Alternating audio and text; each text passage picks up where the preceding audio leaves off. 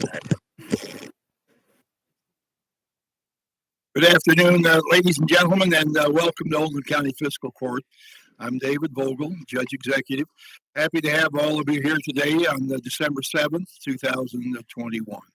If you happen to bring a cell phone with you, we'd appreciate it if you'd turn it to off or vibrate. Now, if you're able, please stand for the Pledge of Allegiance. I pledge allegiance to the flag of the United States of America and to the republic for which one nation, God, indivisible, with liberty and justice for all.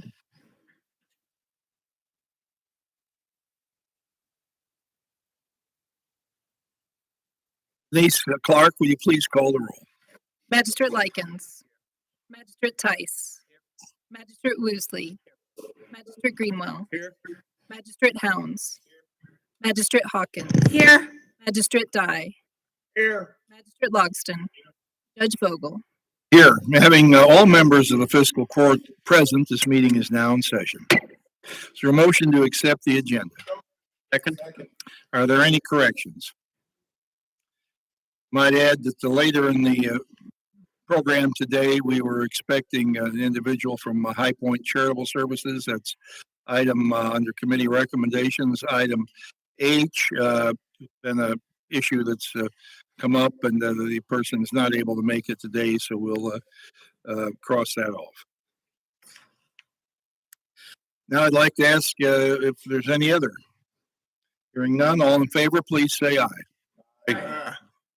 Motion carries.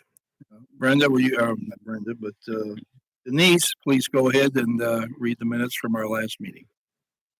November 16th, 2021. The Oldham County Fiscal Court convened at a regular meeting at 2 p.m. with Judge Executive David Vogel, County Attorney John Carter, and the following magistrates in attendance: Brent Likens, Wayne Tice, Kevin Woosley, Steve Greenwell, Chris Hounds, Stephanie Hawkins, Bob Dye, and Michael Logston.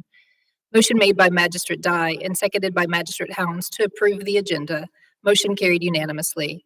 Motion made by Magistrate Hounds and seconded by Magistrate Woosley to approve the meeting minutes from November 2nd, 2021. Motion carried unanimously. The following sealed bids were opened and read aloud for a bucket truck. Alltech Industries, Creedmoor, North Carolina, $171,078. Custom Truck One Source, Forest, Virginia, $169,999. Utility Truck Equipment, Circleville, Ohio, $162,250. The following sealed bids were opened and read aloud for the Wendell Moore Park Playground Equipment. Bluegrass Recreation, $174,724.26.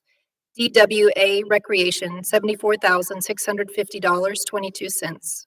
Great Southern Recreation, Murfreesboro, Tennessee, $156,505.50, with an option to amount of $193,910.15. Miracle Recreation, $74,957.26. Play Pros, $122,043.60. The following sealed bids were opened and read aloud for the Peggy Baker Park Playground Equipment. Bluegrass Recreation, $71,631, with an option to amount of $74,527.95. DW Recreation, $74,841.06. Great Southern Recreation, $75,000, option to amount $75,000. Miracle Recreation, $74,431.46, option to amount $81,935.84. Play Pros, $68,630. Recreation Insights, $75,000. Motion made by Magistrate Woosley and seconded by Magistrate Hounds to authorize payment of the payables. Motion carried unanimously. Motion made by Magistrate Greenwell and seconded by Magistrate Dye to approve the surplus to salvage of the Sheriff's 2015 Ford Police Interceptor utility. Motion carried unanimously. Motion made by Magistrate Dye and seconded by Magistrate Greenwell to approve line item budget transfers in the amount of $56,278.29. Motion carried unanimously. Thomas McIntyre, Senior Planner for Oldham County Planning and Development Services, presented for second reading proposed ordinance number KOC 21-920-274. Attorney Barry Baxter, representing the applicant, Jago Homes, provided an introduction and testimony in support of the application for the zoning change. The following attendees provided testimony in support of the application: David Mindell, Diane Zimmerman, Jim Allen, Manuel Ball, Rebecca Truman, and Brent Forst. Judge Vogel asked those wishing to speak in opposition of the application to stand and be sworn in. There was no one present which opposed. The public hearing was closed.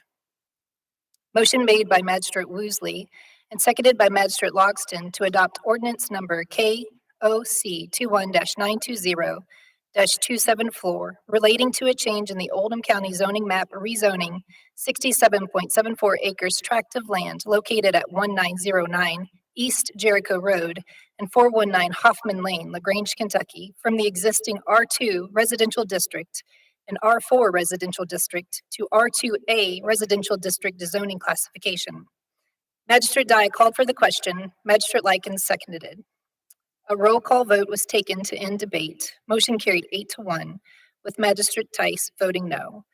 The original motion was amended by Magistrate Woosley and seconded by Magistrate Logston to adopt ordinance number KOC 21-920-274 as submitted, including the 6 conditions of approval added by the Planning Commission, an additional condition of approval number 7 of a 50-foot no-build buffer zone from the creek, and an additional condition of approval number 8 of the color and material palette. Motion carried 6-3 on a roll call vote. The following voted in favor: Magistrates Woosley, Greenwell, Hounds, Dye, Logston, and Judge Vogel. The following voted in opposition: Magistrates Likens, Tice, and Hawkins. Thomas McIntyre, Senior Planner for Oldham County Planning and Development Services, presented for first reading the zoning map amendment for proposed ordinance number KOC 21-920-276, an ordinance relating to a change in the Oldham County zoning map, rezoning 2.10 acres of land located at 4411 West Highway 146 and 3404 Cedar Point Lane, Buckner, Kentucky, from the existing C2 Community Business District and R2 Residential District to C3 General Business District zoning classification as submitted. Motion made by Magistrate Hawkins and seconded by Magistrate Greenwell to adopt Resolution 01-11-16-21, authorizing Oldham County Fiscal Court to apply for and administer the Kentucky Division of Water FFY 2022 Section 319H Non-Point Source Implementation Grant, which would support funding of the Curry's Fork Watershed Program. Motion carried unanimously. Judge Vogel and Magistrate Greenwell presented information regarding Live to Lead. Motion made by Magistrate Greenwell and seconded by Magistrate Logston to make a $1,200 commitment for up to 60 tickets for students to attend the Live to Lead conference. Motion made by Magistrate Hounds and seconded by Magistrate Woosley to authorize Judge Vogel to sign the Janssen and distributor settlement forms for the opioid litigation settlement. Motion carried unanimously. Motion made by Magistrate Logston and seconded by Magistrate Likens upon recommendation from the Human Resources Grants and Technology Committee to approve 12.5 days per year of paid holidays for county employees.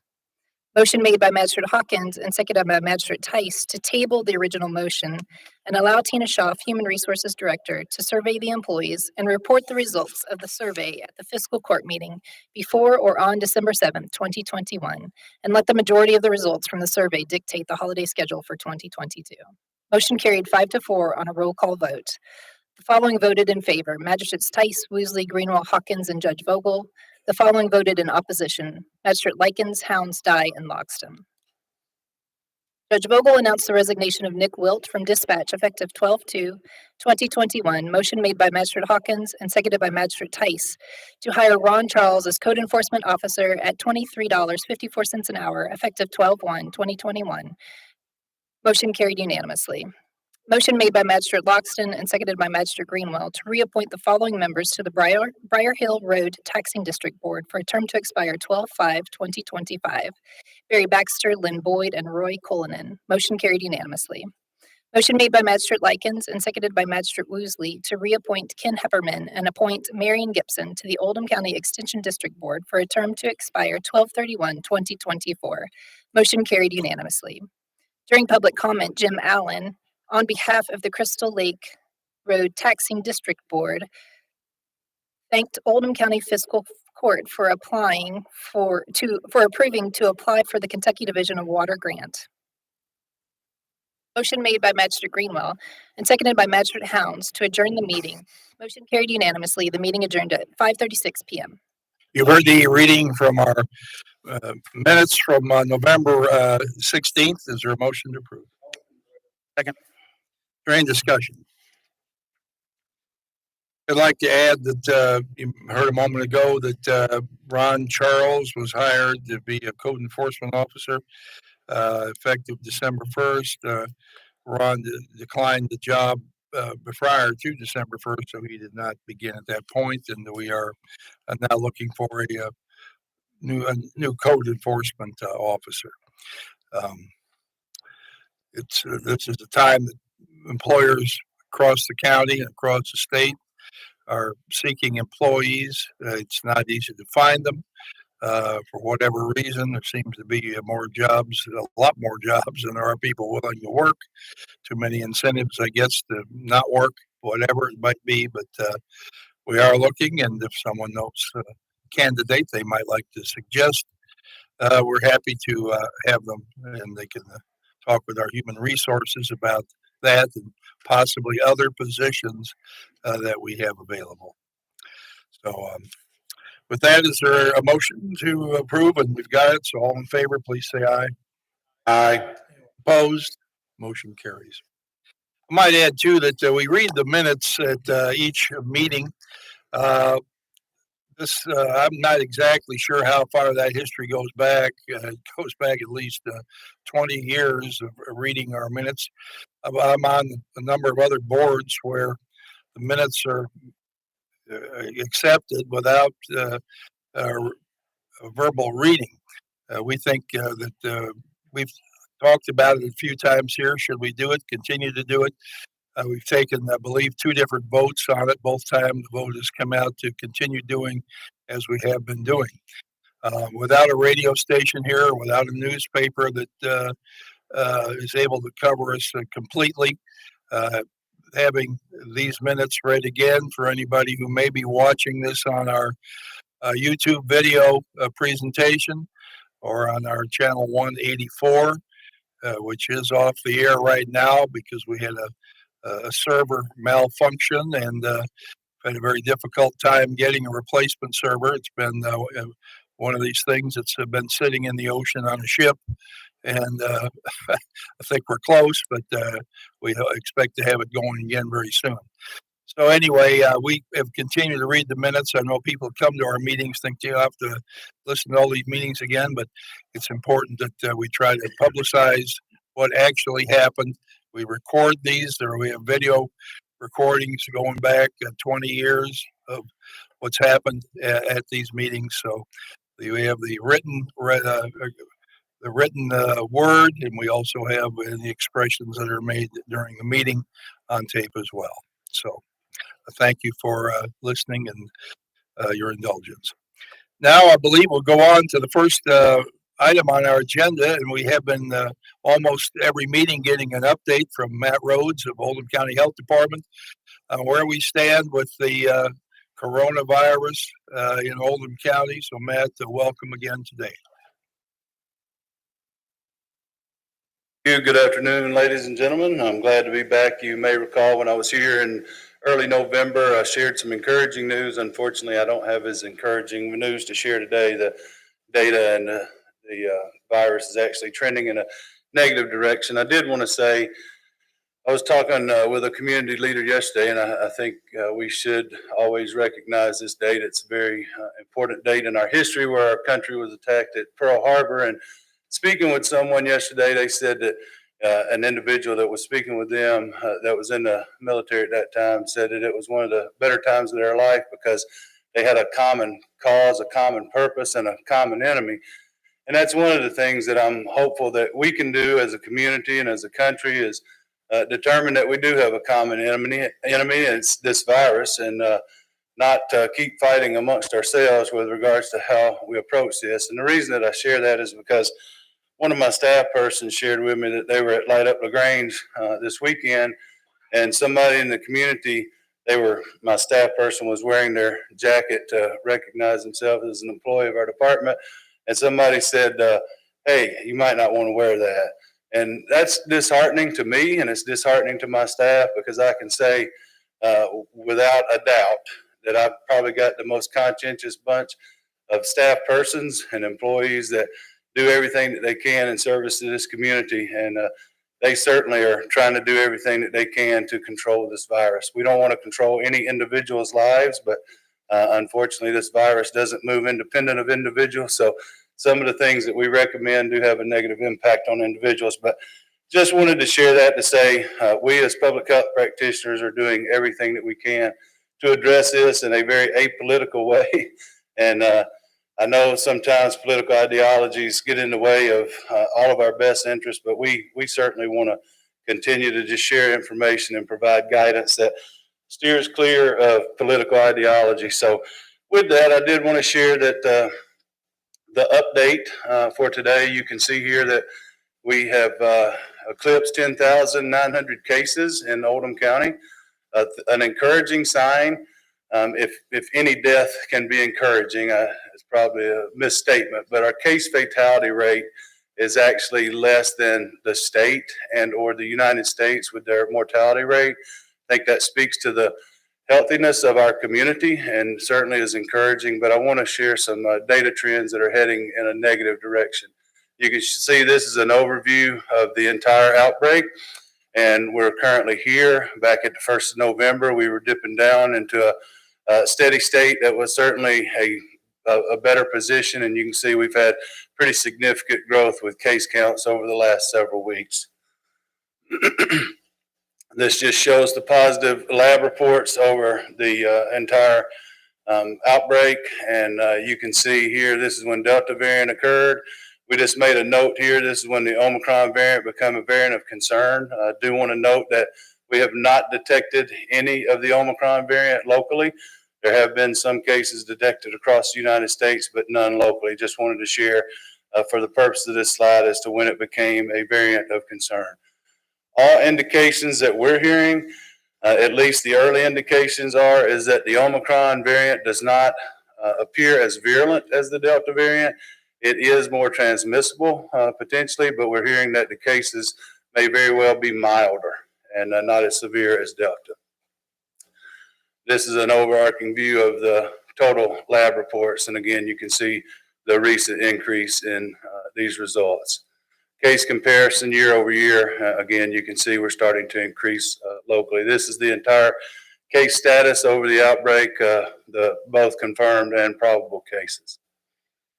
This is an age distribution, and you might recall when we showed this in previous presentations that it followed a very normal epi curve with regards to ages. It looked very much like the bell curve. Recently, we've seen an increase in the 10 to 19 age population and also in the younger population. So we'll share that in some of the age distribution data that we'll discuss in the next slide deck.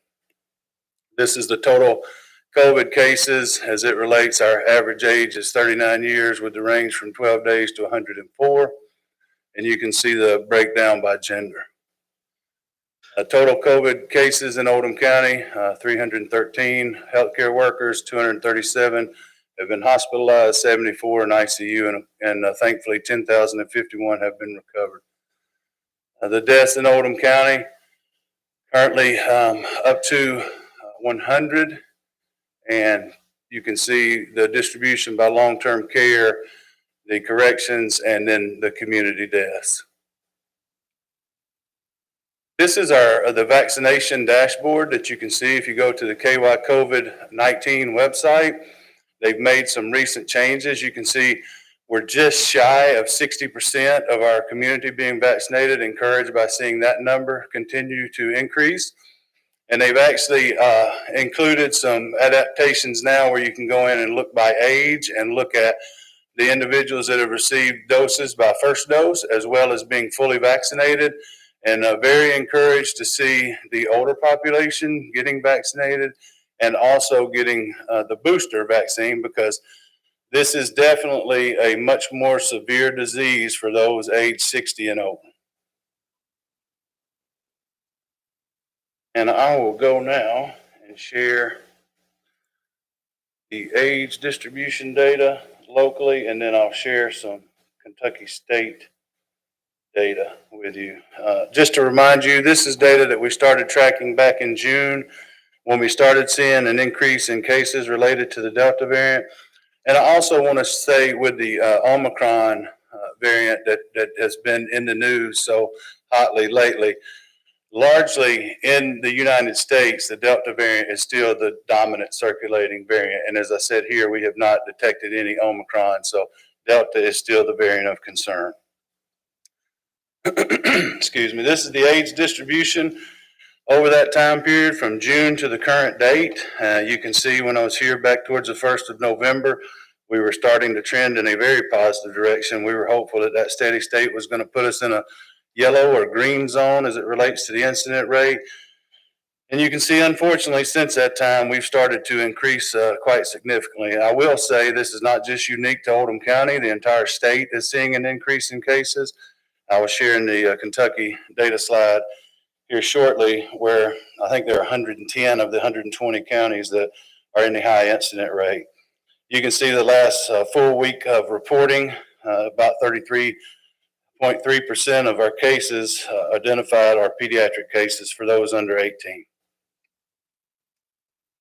The descriptive statistics, and we'll talk more about data as it relates, but the total case count since June locally in Oldham County, 3,249. 53 of those individuals have been hospitalized, ages ranging from 6 months to 94 years of age.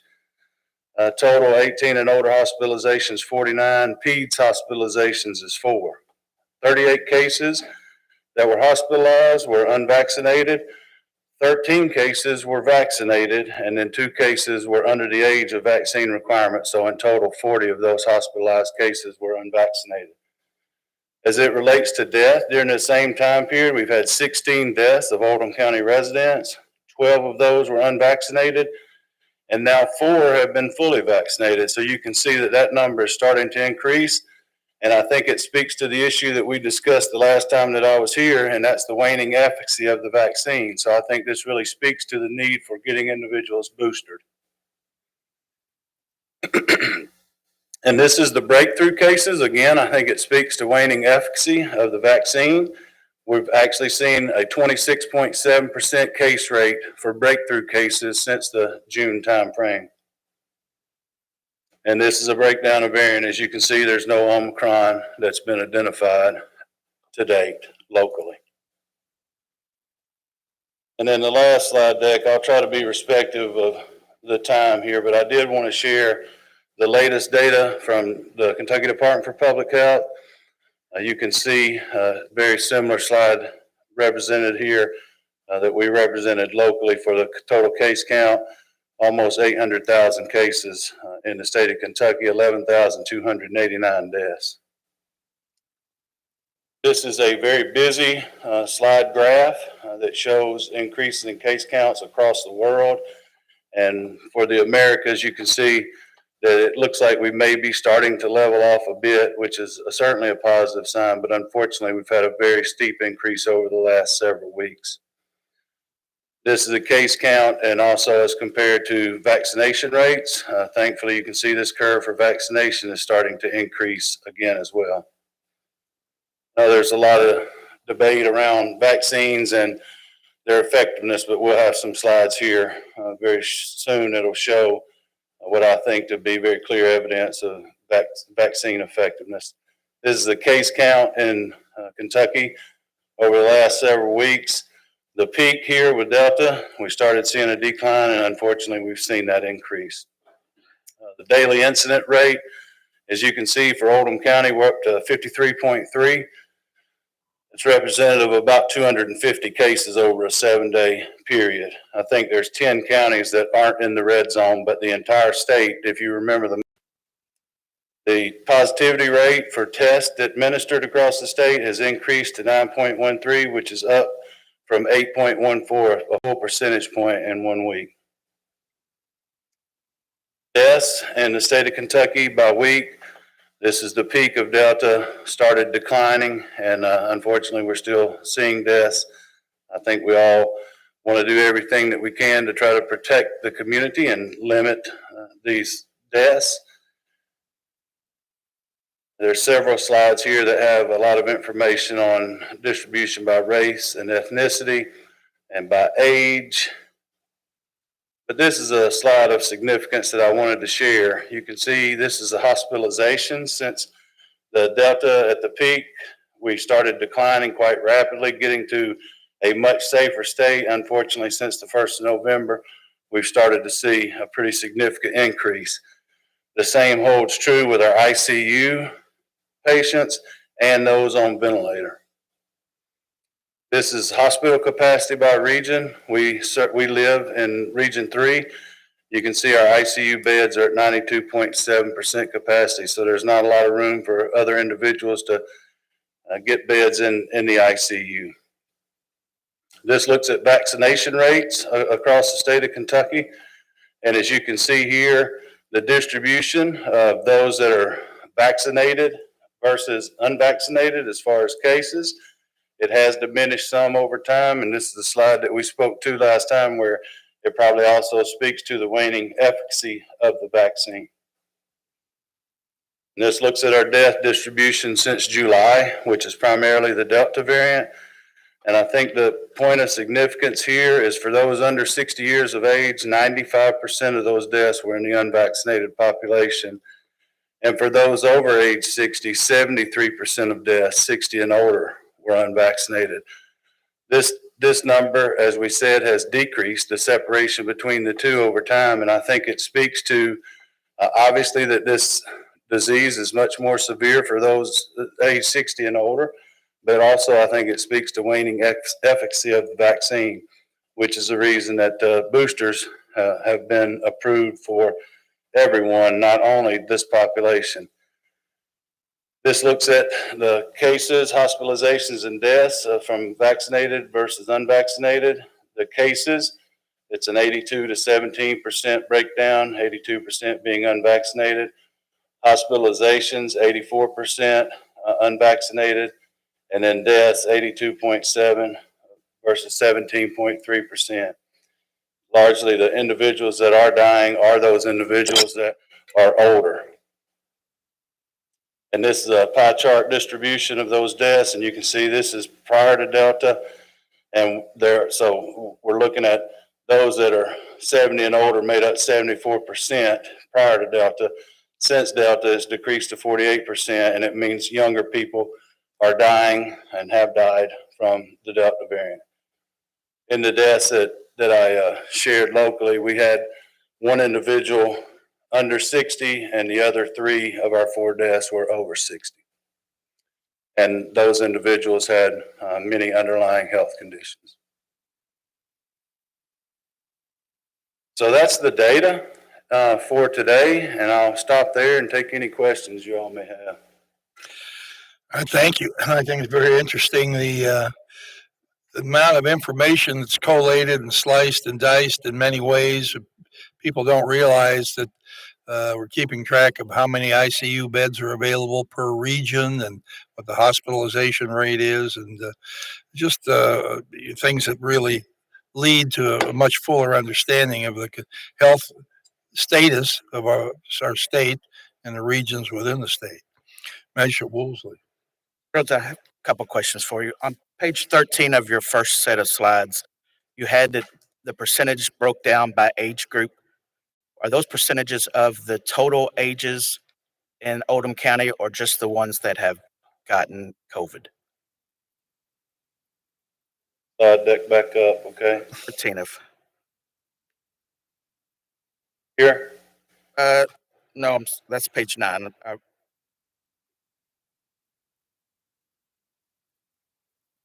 There we go. So page. Anyway, you had like 6% that was under 18. Is that total population of under 18 in Oldham County or just the ones that have received the vaccination? Nation dashboard. Just on the right-hand side there. Yeah. This is the dashboard that's overseen by the Kentucky Department for Public Health, managed from all of the different data sources. And the reason that I shared this, I haven't shared this before, but now this dashboard has been updated, so you can go in and toggle by first dose, by fully vaccinated, and there's one other data point, and I don't recall what it is now. Can see the first dose. So this represents those individuals within that age group that have received at least one dose, the first dose. And I've asked you this every time you've come here. If somebody wanted to go to the health department to get a vaccine or booster, how would they schedule that? What's the phone number or email address that they would need to go? Thank you for asking that question. The best way to do it is to go to our website, oldhamcountyhealthdepartment.org, and register online. If individuals do not have a computer where they can register or have someone assist them to get registered, they can call us at 222-3516. I really want to encourage vaccination. I think the evidence is clear that individuals that are vaccinated are protected from hospitalization, severe disease, and death. And certainly want to encourage boosters, because we can see that the data is showing fairly clearly that the efficacy is waning, and individuals need to get boosted in order to maintain that efficacy of the vaccine. A lot of people ask questions, well, how long is this going to go on? I'm not sure that we know that. I think we're still trying to find the sweet spot as public health practitioners across the world. But there are several vaccines that are multi-dose vaccines. So hepatitis A, hepatitis B, HPV, flu, we get a booster annually. So the boosters are certainly helping boost that protection and immunity, and that's the reason that they're being offered. I'll have Judge. Thank you. Anyone else? Badger Downs. Matt, I had explained to somebody the other day that I don't get special information that comes through Facebook, that they can go to your website and get the same information. And I do try to share what you post on Thursdays. And I had someone call and say, well, you didn't post anything from the health department, not because I forgot. But people are reading that. Please continue to do that and to send that information out. I don't know if Facebook's the best media or not, but I know that there are people that check it. And I do appreciate the press releases that you all are sending out. There's always information there that I don't think I knew before. Most of the time I say that. There's always something there like, well, I didn't know that before. So please continue to do that. And I'm sorry, I forgot the person's name. She's doing a great job with those. Yes, thank you. Yeah, we will continue to share that information. I will say this, we've always tried to use Facebook and other platforms for educational purposes. The comments have gotten to the point where they're not helpful, so we're going to start limiting comments as it relates to the feedback. I think it's contributed to some of the vitriol within the community, and we're just going to stop that and use it as an educational platform. All right, Matt, thank you very much for being here today. Righty, thank you all. Next item on the agenda is our public comment. Is there anyone here who has something they'd like to bring to the attention of fiscal court or the community? All right, we see Keith Smith, LaGrange Fire. Well, Good afternoon. I'm Keith Smith, major with LaGrange Fire and Rescue Department, 309 North First Avenue. And I was invited over the weekend to take a moment of your time to give you a quick update on a training incident that the Oldham County Fire Departments participated in over the weekend. Unfortunately, Major Kevin Thompson, who is the president of the Oldham County Fire Instructor Association, was unable to be here today. So he gave me a little paragraph here to read to everybody. And it says, on December 4th, 2021, 48 members of the Oldham County Fire Departments gathered to conduct live fire training at a house that had been donated to them by Oldham County Fiscal Court. This valuable joint training of the Oldham County Fire Department is crucial to the mission of saving lives and property in our county. Even though there are 6 departments in the county, when there is a major incident, we must work to get the job done. Must work as one to get the job done. The Oldham County Fire Instructors Association would like to say thank you to the Fiscal Court for their support of all of the departments, fire departments in Oldham County, and to the Fire Instructors Association. Briefly, where this was, I'm sure most of you are aware, was over on Briar Ridge Road. And there was a start at about 7 a.m. I believe most folks got there. The Oldham County, the LaGrange Fire Department's auxiliary served coffee and some of those delicious Dough Baby donuts for breakfast, along with a sack lunch. They were able to conduct 21 different evolutions inside of the structure before we got to a point where they said, we need to go ahead and get this thing lit off. And they pulled the coverings off of the windows, and off she went. So it was a very, very valuable training. It doesn't happen very often. And we even had some visitors there that I was surprised to see. And that was Mr. and Mrs. Kibalowski. Is that how you pronounce the previous owner's name? They showed up during the fire and talked to all the firefighters, and it was very interesting. So also like to say one more thank you, and that is to the Oldham County Aerial Response Team. I know Fiscal Court and the Rogers Group was very prominent in putting that all together. They were there and should have some really nice video coming up here real soon for that. So anybody have any questions? I thank you for your time. Thank you. Anyone else who's come would like to address the fiscal court? Seeing no one, I'll close public comment and go on to the first item on the agenda. We have a couple of bid openings here. The first one is for road salt.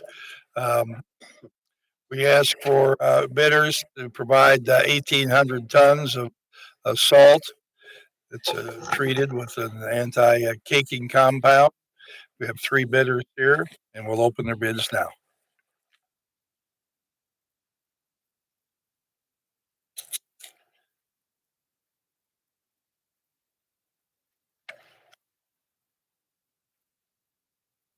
The first bid is from Morton Salt, and they have declined to bid.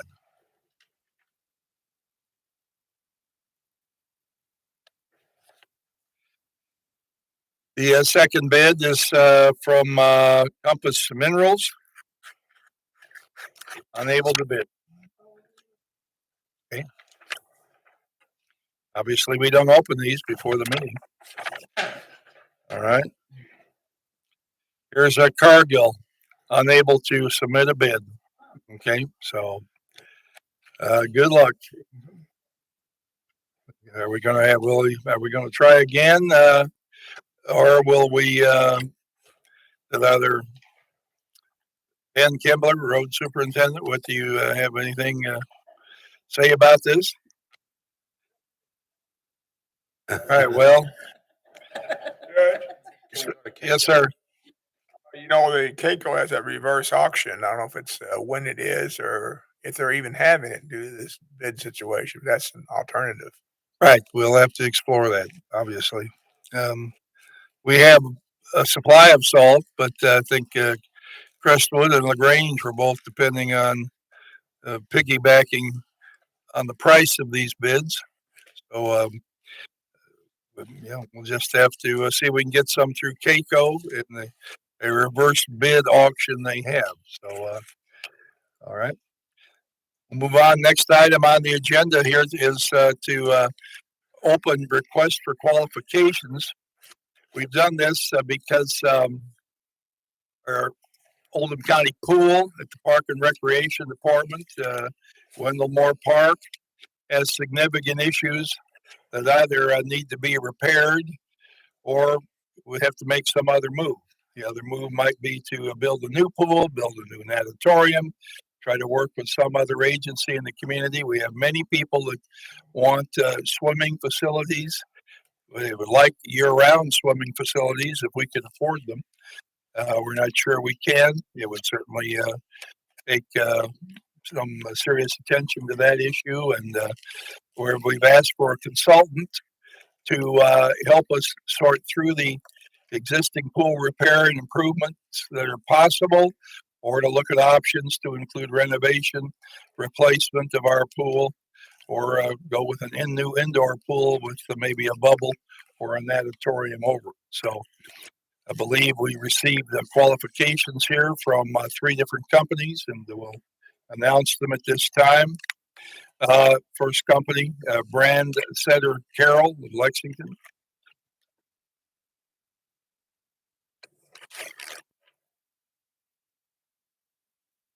Second company is Councilman Hunsaker. I'm not exactly sure where they're from, but and the Kramer Studio, Kramer Architects. So. And the third one is company called Water Technology. And so I'll turn these over to our County Treasurer, Melissa Horn. Melissa will meet with the Parks Committee and Park and Recreation Committee, and the committee will go through these qualifications and submit a recommendation to the court for us in regard to a consultant to use.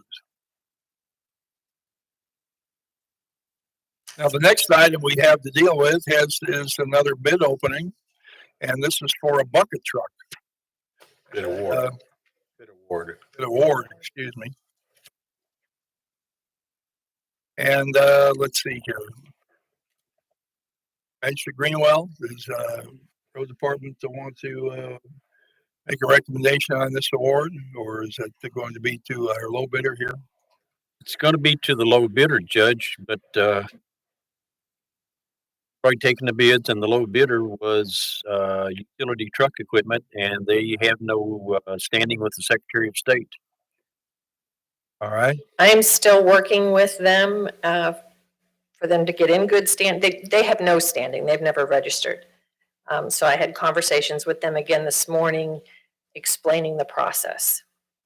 All right. We had 3 bidders here: Alltech Industries, Creedmoor, North Carolina; Custom Truck One Service, Forest, Virginia; and Utility Truck Equipment, Circleville, Ohio. All right. Any of these vendors register with the Secretary of State? Do we know? Alltech is in good standing, is? yes. Are we putting ourselves in a predicament by continually trying to wait and work through the one vendor, or do we need to make another decision and move on?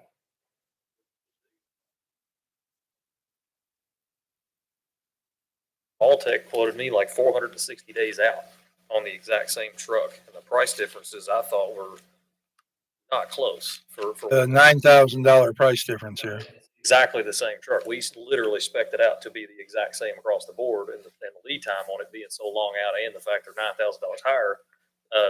Mr. Kumrick from, where was it? The first one I've got for what was it? Utility truck. He had told me that he can have it by the second quarter of the year, and he come in at the low with 162.25. He's been extremely helpful to deal with, but like we said, we can't get the ball rolling on this thing.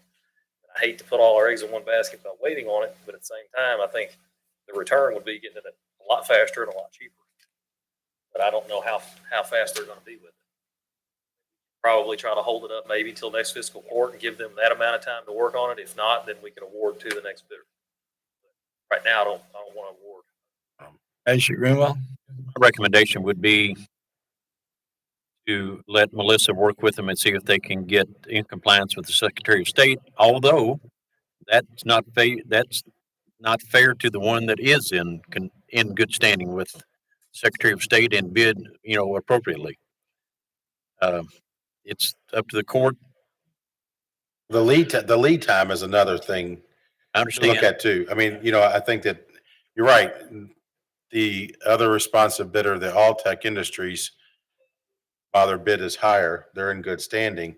But it's also, like Ben said, 400 something days. I mean, that's Year and a piece. Yeah.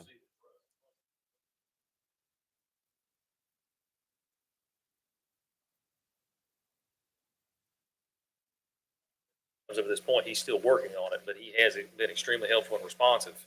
And I have not personally spoke to either one of the other vendors as far as any kind of information over the phone, but I've spoken to Dave several times. And the biggest thing, like I said, was the lead time. We can have it in the spring. Our truck's not going to, what we're doing for another year and a half, it'll be done. Well, our requirement is not necessarily to take the lowest bid, but the best bid. And Most responsive. the lowest bid potentially with the shortest response time would seem better than the higher bid with the longest response time. So, Ask is if. Next court. right, okay, right. Point if he hasn't responded or can't get in good Right. standing, we'll go a different route. Well, it's possible an out-of-state vendor would not know the necessity to be approved by the Secretary of State's office as a approved vendor to do business in Kentucky. They have a vendor's license with Kentucky, but they don't have standing with the Secretary of State. So they have been responsive to me as I've been trying to explain it. It's just, you got to wait till that light bulb goes on and they understand it's different things. And I If you- feel like I got there this morning. Yeah, if you have a license to do business in Kentucky, you may assume that you were somehow approved. But Right. Just cut them out totally with the amount of effort they have put in over the few months we've talked to them. But at the same time, now it's kind of getting to the wire. They need to go ahead and complete it. If they don't, sorry about your luck. Seems to me it's in the best interest of our people of our community to attempt to get this issue straightened out and go with the low bidder and the soonest delivery time. Right. Everybody comfortable with that? Judge, I'm pretty much a black and white guy, and but this is not normal times by any means with the supply chain situation that we have. So given that, I think we ought to give another 2 weeks and work on it then. So. All right. Everybody okay with that? Okay. A new truck that I know it's a new truck, but is it an additional truck to our fleet, or is it going to be replacing it? Truck. And I think I heard you said that what we have now will last us about a year or a year and a half more.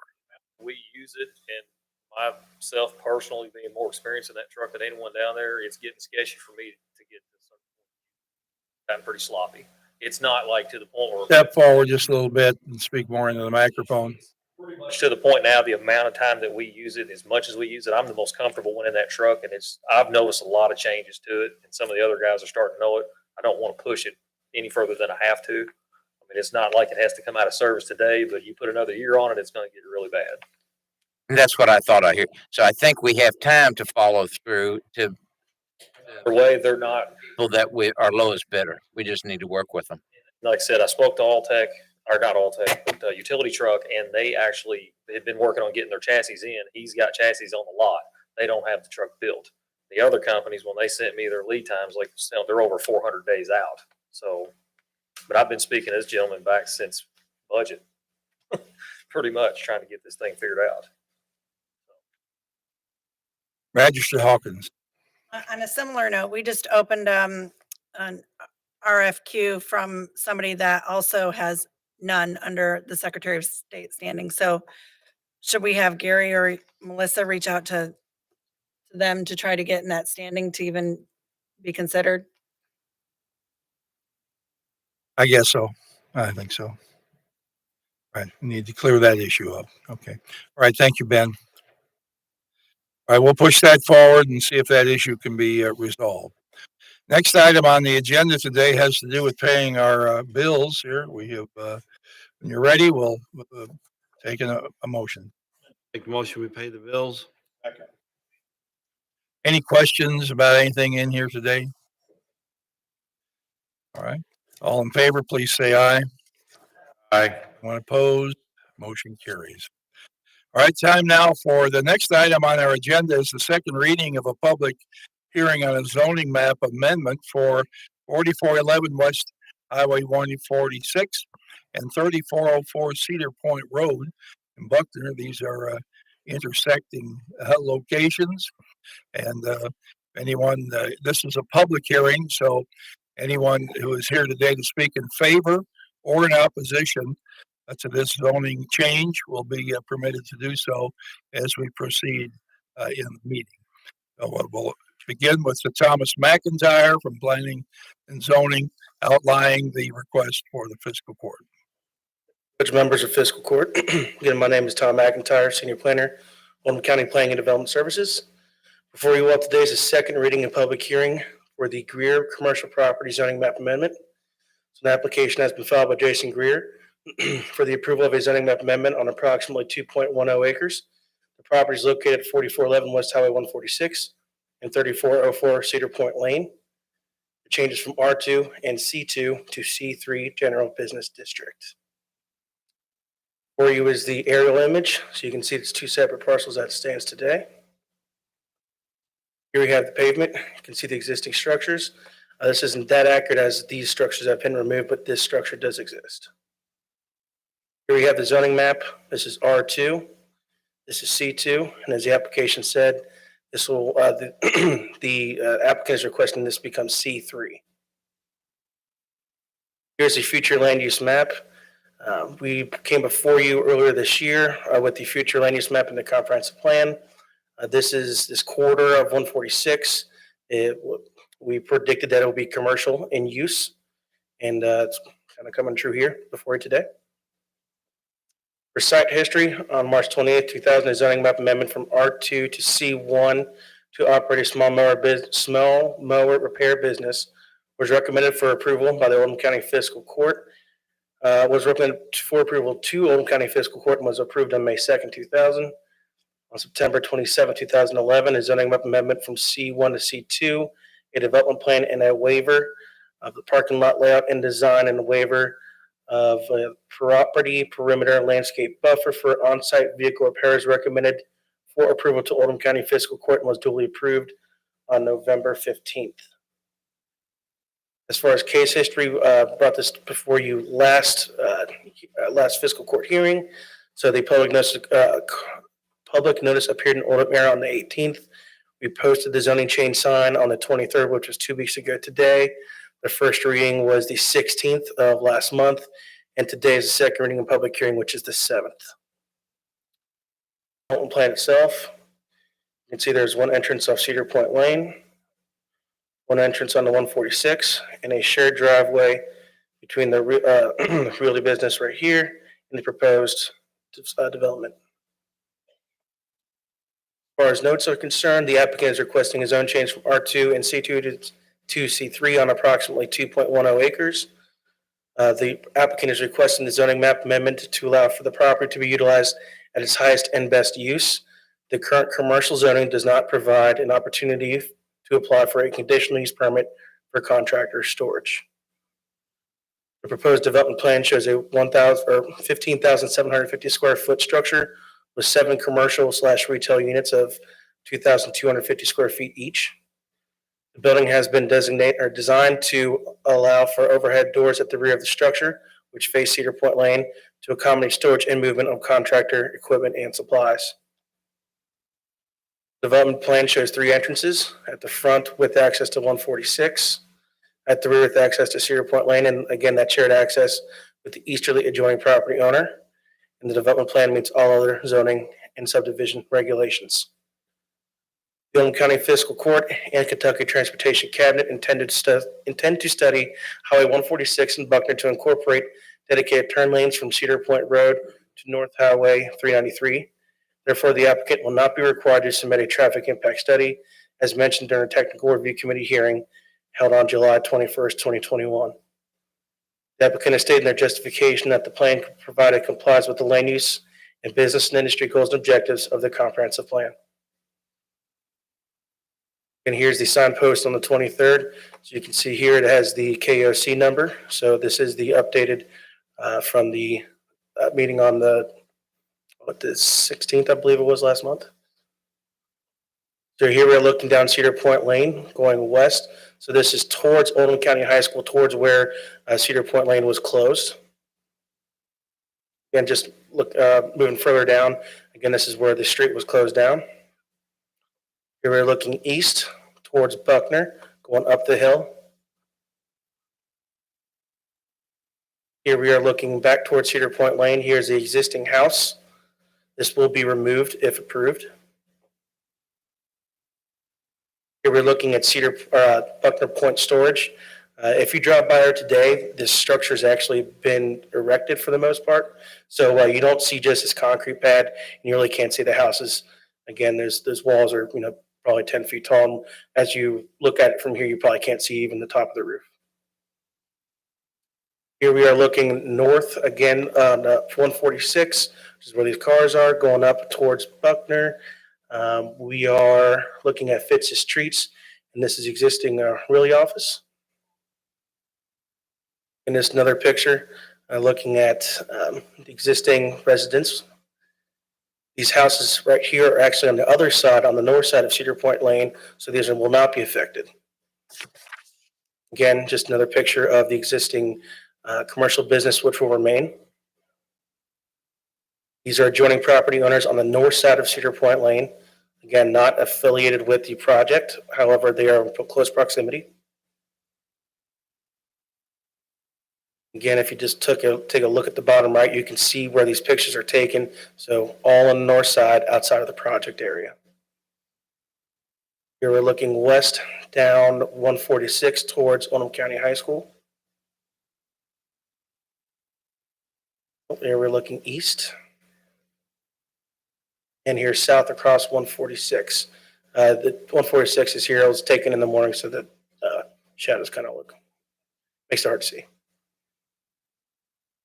And looking north, I'm standing pretty close to 146, so this is just the entirety of the project area. Again, you can see the Fitz's Streets, the residents, and the property line down here. As far as the proposal again, the application has been filed by Jason Greer for the approval of a zoning map amendment on 2.10 acres. The property is located at 4411 West Highway 146 and 3404 Cedar Point Lane in Buckner. The changes from R2 and C2 to C3 General Business District. Be happy to answer any questions. Oh, the Planning Commission approved it and heard it, and it was a 10-0 vote. All right, thank you, Thomas. We'll go on now with, do we have a presentation by the applicant?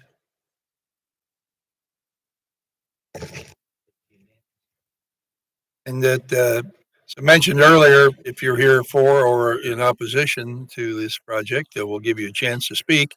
I'd like to ask everybody who plans to speak now to please stand and be sworn in. You swear to tell the truth, the entire truth, nothing but the truth, so help you God. Noon. I'm Kelly Rowan with Baldorf Law Group in your land and title. My address is 6100 Crestwood Station in Crestwood, Kentucky, 40014. As indicated by Tom McIntyre, Mr. Greer is requesting a zoning map amendment from R2 C2 Residential Community Business District to C3 General Business District, and to allow a conditional use permit to allow contractor equipment storage for approximately 2.10 acres of property on two separate parcels located at 4411 West Highway 146 and 3404 Cedar Point Lane in Buckner, Kentucky. The proposed rezoning will allow him to construct a 15,750 square foot building with 7 commercial retail units of 2,250 square foot each on the property.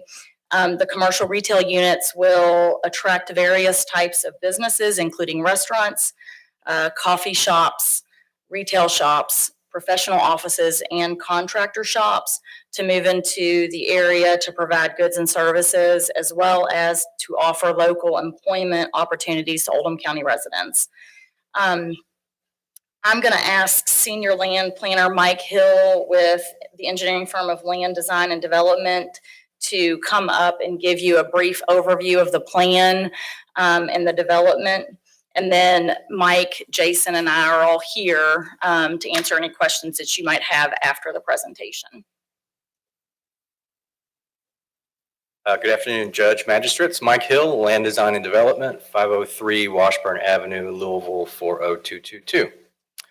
So I will just briefly touch on some of the highlights of the project. As was mentioned, the comprehensive plan indicates the area of our site, which is highlighted in yellow on this slide, is proposed for commercial land use. The zoning, as mentioned, it's split zone currently. It's 2 parcels. One parcel is zoned residentially, R2, and the other parcel is C2 commercial. So we are proposing to rezone the entire thing to C3. You have some commercial to the east. On the west, you have industrial and commercial zone properties, and then we're bounded on the north and the south by roads. Cedar Point Lane, there's a row of residential properties just to the north of it. Then across 146, there are some residential homes in that area as well. This is the aerial image of what our site currently looks like. As indicated on Tom's slides, there are two, well, really one permanent structure on the site. It's this house located here, which will be removed if this project moves forward. And then the very popular Fitz's Freeze ice cream and treat stand is located here. And then just to the east of it is the real estate office. I want to point out that's on an adjacent property. It was shown in Tom's pictures, but it is an adjacent property, not on the subject site. This is our aerial image with our colored development plan inserted into it, so you can see how it all fits together. The proposal is for one structure, 15,750 square feet. It's a one-story commercial building. It's proposed to be divided up into as many as 7 interior tenant spaces, each 2,250 square feet. The access to the site is one proposed entrance on 146 in this location. We have spoke with Kentucky Transportation Cabinet and received their preliminary approval of the location of this access point. If this moves forward, of course, we'll work with them in greater detail at the construction plan phase to determine exactly the geometry and the construction of that entrance and what they require it to be. There is a entrance on the rear Cedar Point Lane.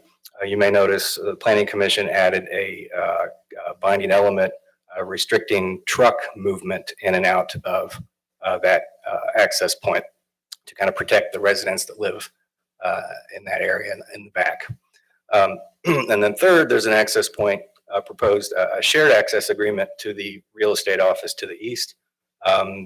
There's a connection already there that the Fitz's Freeze customers use currently. So we're proposing to continue utilizing that shared access easement. Both properties, the subject property and the real estate office are under the same ownership. I believe there's 53 parking spaces included in our proposal. I got a double bay of parking across the front of the building, some parking in the rear, and some parallel parking spaces along the back here. Stormwater will be handled in working closely with the county engineer. We've worked with him already on the conceptual ideas that we have to handle our stormwater runoff, capturing all of it through a series of catch basins and pipes in the parking lot, leading it to a detention basin, and then it will outlet at the same or lesser rate that it leaves the site currently at the low spot of the site, which is on the west in this area. Landscaping, what you see on the plan will be compliant with the land zoning ordinance. Across the front of the site, there'll be a landscape buffer with a mixture of trees and shrubs to screen the vehicles from site from LaGrange Road. And then at the rear, in response to hearing from some of the neighbors in the rear during our neighborhood meeting and technical review committee and at the Planning Commission, we have proposed to beef up the landscaping along that rear property line. So they have a more of a visual buffer between the rear of our building and their homes. I have a picture of what that looks like in a second. Again, this is just our proposed development plan. It does allow for potential drive-through pickup windows on each of the end units of the building. So those could potentially be a small carry-out type business, small coffee shop, small restaurant. The interior units are intended more to be a variety of retail or office, could be a small contractor type shop. This is proposed what the building will look like. It's kind of your typical multi-tenant commercial space. You see the front across the top. You see a door in each space. It could be as many as 7. If somebody came in and wanted 2 spaces, they could have a double unit. This is what the side of each building would look like, but there potentially could be a drive-through window in the side of each unit. And then as far as an example of what the rear might look like, this is a picture that we feel is representative of their intentions. The rear of each unit is set up so that it could have an overhead garage door if the tenant would like it, as well as a service door, but not on the end units. These would only be on the up to five center units. We did create enough maneuvering space at the rear of the building so that vehicles can maneuver in and out of there without problem. And then the last slide I have is to illustrate what we propose to plant as far as the buffer at the rear of the site.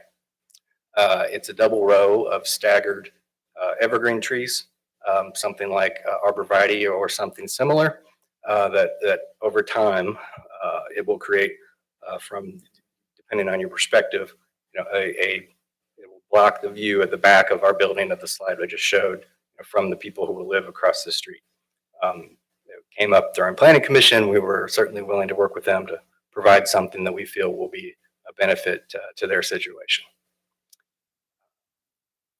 That is all I have. I don't know if you want to add any more.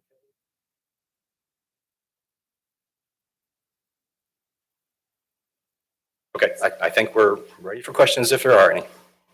All right. Let me ask this. Is there anyone here who wishes to speak in opposition to this application?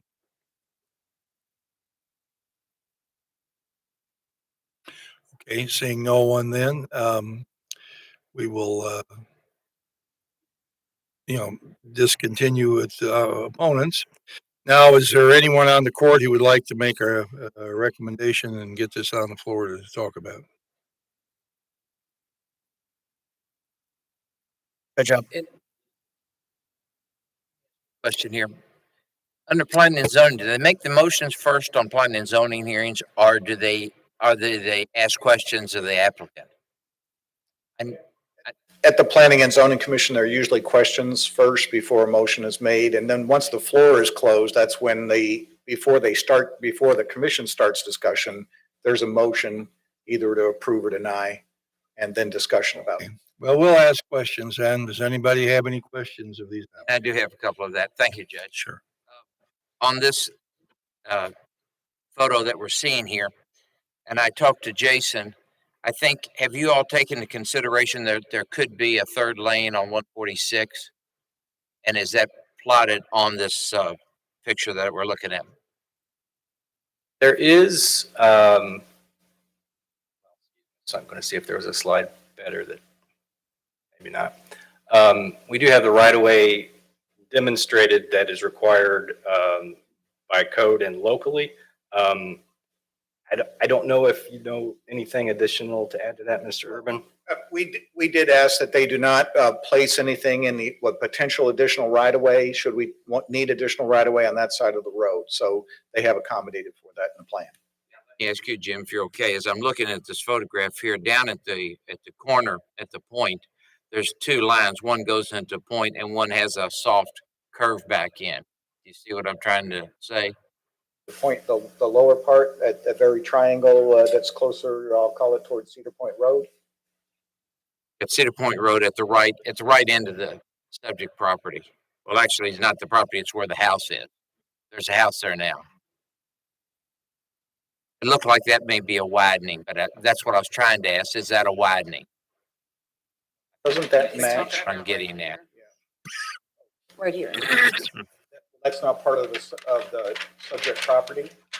So I think you just extended that line. He's talking about up here where the old post office was. That's the point. Yeah.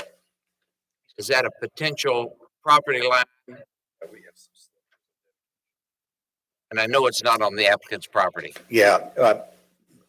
They just extended, I think you just extended that right-of-way line further. I'm also noticing that line also goes through the green shrubbery in the front of Jason's property. No, See those shrubs there? There's about 7 or 8 of them there in a row. Is in the OBA. And they go through there. Yeah, those are proposed conceptual trees. Yeah, but there's a line going through that. What's the line for? There is a landscape buffer line there. Well, he's talking about the hard line, that's the right of way over the property line. So he's talking about the proposed, on this plan, Michael, that line goes, what he's seeing as proposed right of way goes through the landscape buffer area. Okay. See this line right here?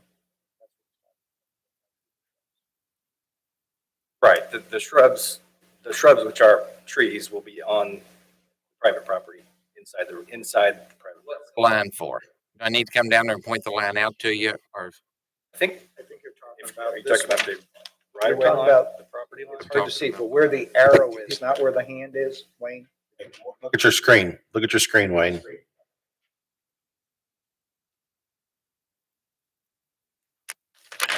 I'm talking about this line here that seems to go through the shrubs. Is that room for expansion of 146?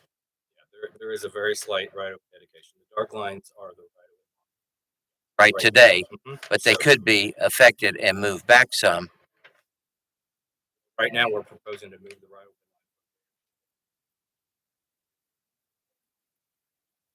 If 146 is added onto and made wide, does this put his property and his building out of compliance with, you still have enough room, setbacks and everything, he's okay with that? Do you know what I'm asking, Jim? I think you do. The setbacks for the building itself are zero, so that it will always be in compliance. The parking lot will always be in compliance. We aren't exactly sure what the right-of-way dedication might be. A lot of times you take it on the inside of the curb, not the outside, but you have reserved how many feet from the existing property line you've added how much amount to the plan? What distance for a potential right-of-way?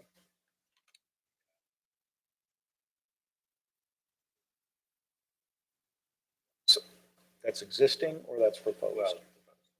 It's proposed to be 30 from the center line. So again, we don't have a number from the cabinet. So the only thing it could affect potentially is that grassy area, right? That doesn't damage his property of us, if that is done, of affecting any of his property. Correct. Is there any, as far as parking, is there any storage allowed in the rear parking area, or is it strictly just for automobiles parking? Sometimes when you have overhead doors in a couple of our little plaza type, you end up with people storing stuff in the parking lot in the back.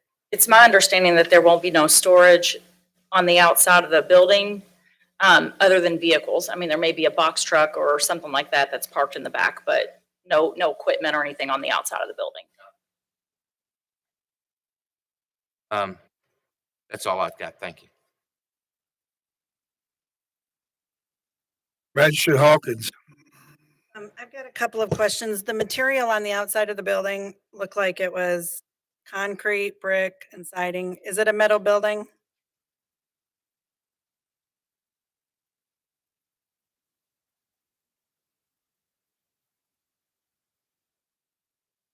It's a metal building.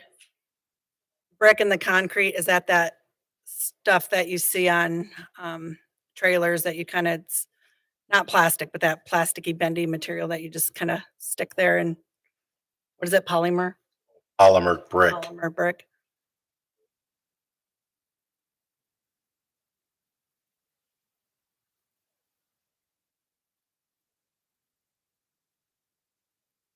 I have to get sworn in.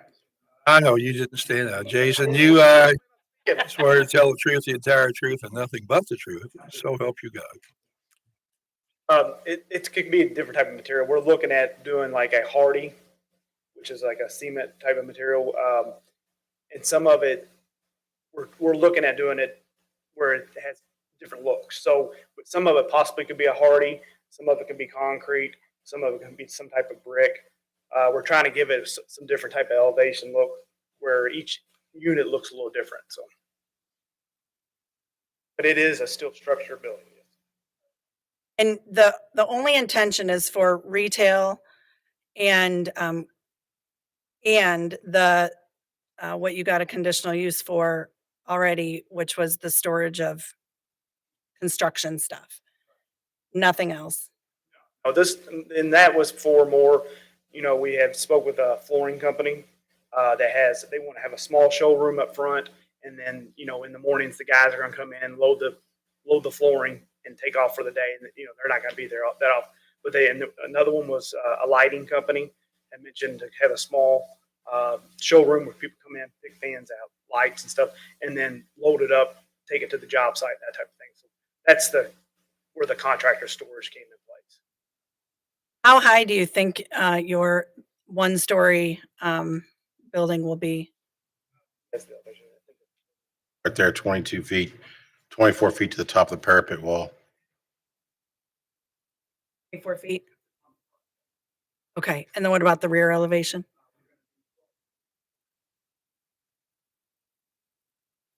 Man should die.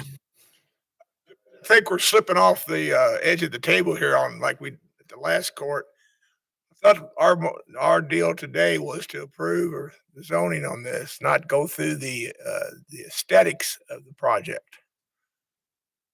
which we're beginning to move towards that. Remember last court we went through all of that about aesthetics and this and that. I think that's what they do in planning commission. Is that not right, Mr. Urban? Planning Commission recommended it was actually an 11-0 vote that you consider approving the zoning map amendment, and separately they reviewed and approved the development plan, which included binding elements. Our job is not to review their work as far as, I just want to get this clear so I know. I'm not doubting what they were doing here, but are we supposed to be tweaking the development plan, or are we just supposed to be here for the zoning change? Believe we can tweak anything here. This is the court of final approval. Okay. And no subsequent or no inferior other body can decide what we're going to decide or what we're going to approve based on whatever reason we approve or deny it. I mean, I don't think, but the zoning change, zoning, part of what is zoning is what's this going to look like. And, you're going to put up a silo there just because it meets the zoning may not meet the aesthetic needs of the community. And I think we have the right to control that. Somebody can challenge it, but I don't think we're getting too far afield here. We're just asking what this is all about and trying to understand it. And are we going to have a yes or no vote? And anybody can vote no on here for any reason they choose.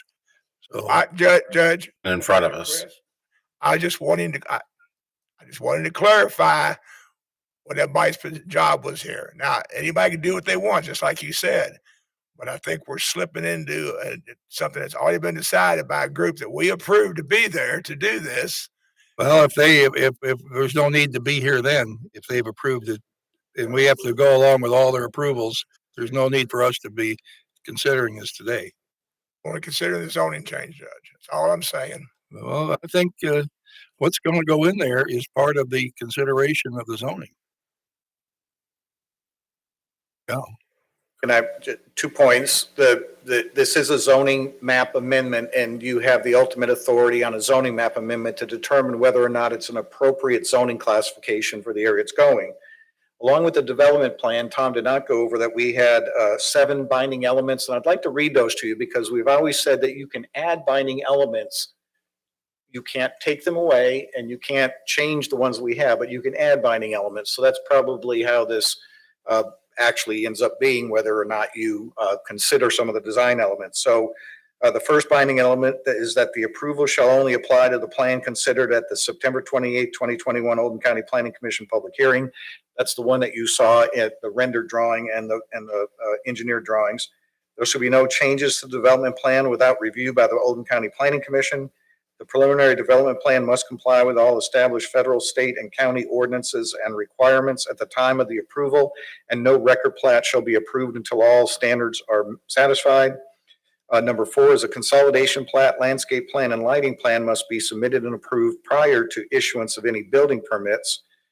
Number 5 is the applicant is required to place a double row of 6 to 8 foot evergreen shrubs as presented during the hearing along the Cedar Point Lane entrance, and you saw it in exhibit by the applicant today that shows that. Number 6 is there shall be no freestanding sign as presented in testimony out on 146. They don't intend to put a freestanding sign. And then number 7 is signs restricting truck traffic onto Cedar Point Lane shall be placed at the rear entrance. So going out to Cedar Point Lane, we don't want a lot of traffic going out there because that intersection, as you all know, is kind of angular and it doesn't give you a 90-degree entrance onto 146. So again, those were the binding elements as approved by the Planning Commission. You can add to those binding elements if you so choose. Okay, so, all right, Measure Hawkins. When I went into planning and zoning this morning and asked, I understood it as there was going to be a turning lane put in. Is that true? Agenda item after this hearing is a proposal that we're asking you to consider having a judge sign to look at turning lanes in that area, primarily for the school, but this is right in proximity to the school entrance. So The applicant going to put turning lanes in while they're doing their project? not a requirement of their development plan. Ton of traffic. Oldham County High School?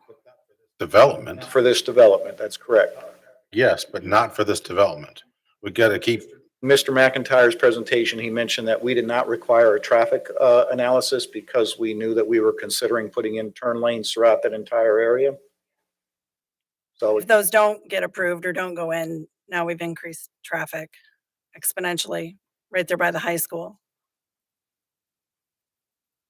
Okay, and I think there's one other binding element that I read on here that I didn't hear you read, but maybe I'm wrong. It says no outside storage of equipment or materials other than tenant vehicles shall be permitted.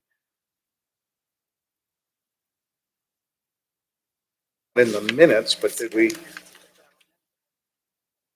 Looks like page 13 of 13 and what I'm reading here. Yeah. Oh, okay, okay, yes, yeah, it did have a conditional use application at the same time. I forgot that. That was part of consideration of the Planning Commission. And there were actually two. One is repeat of the first one, which is it only applies to the plan that was submitted on September 28th.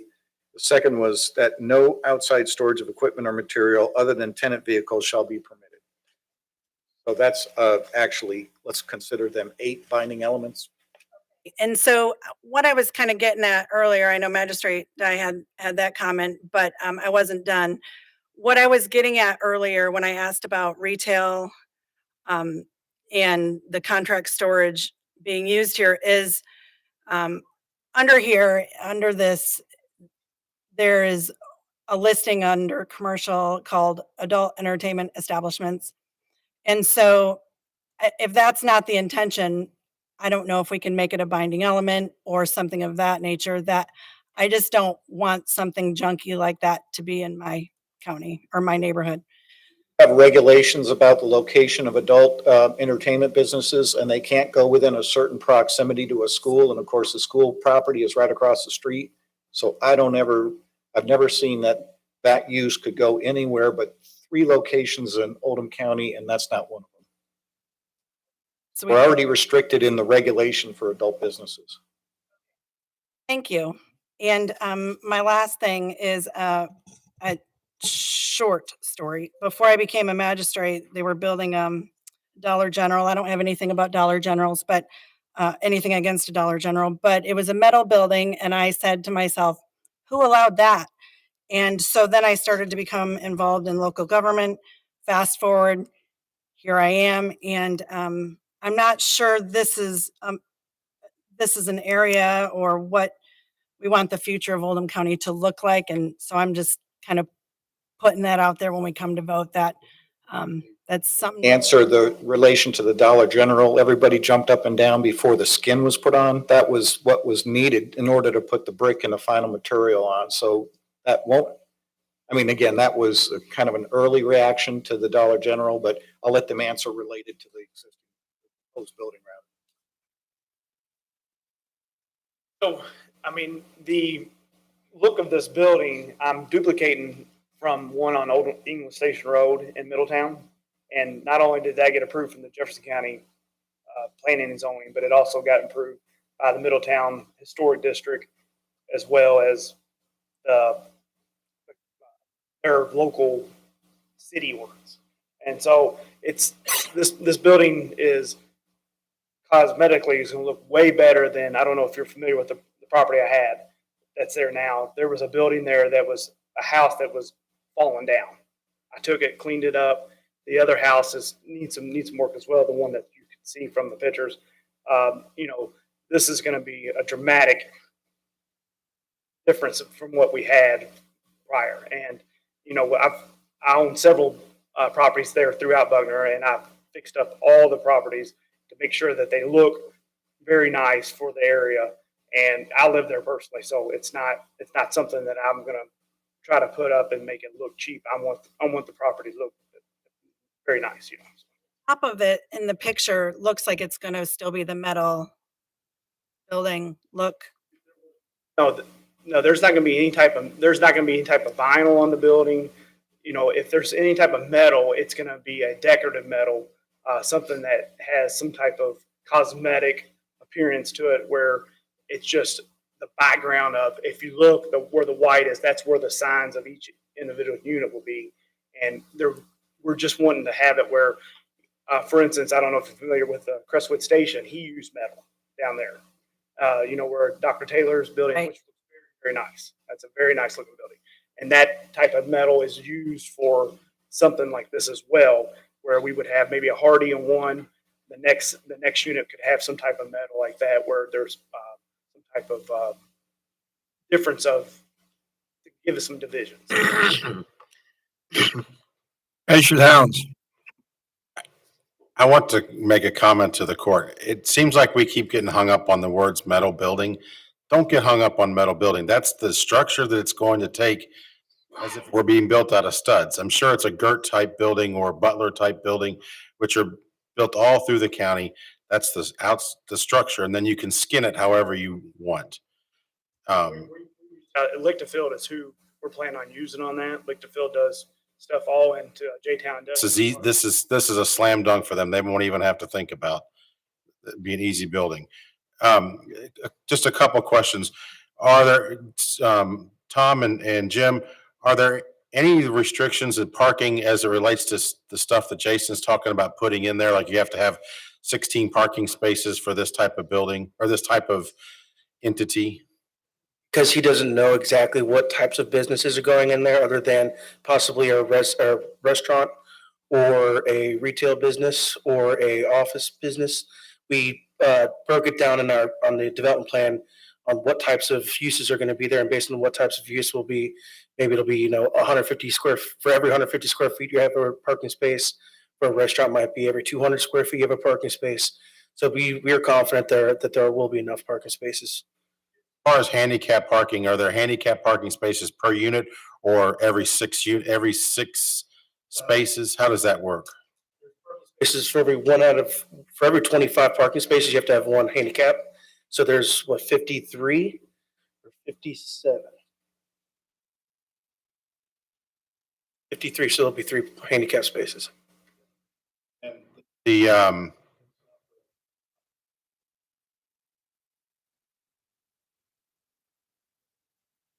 It's up to 25, you need one, and then after that, I think it's 40, you need a second one. It changes, so it's not for every 20. 25 per, it's a sliding scale.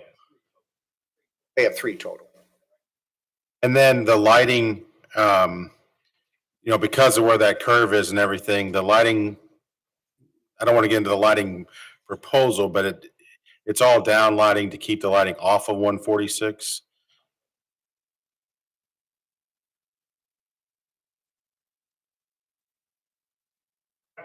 A freestanding sign out front because of the curve and where the kind of like you said, how the cars come around that curve. We're planning on just doing a downstream type of lighting. For instance, like some of your gas stations have that.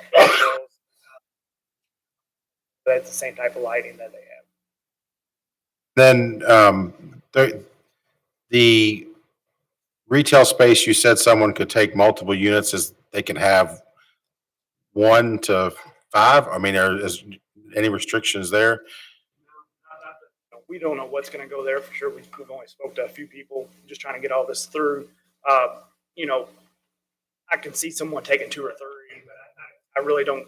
I don't see them taking the whole building. Is there storage because of the height that you've got there? Is there storage in the back?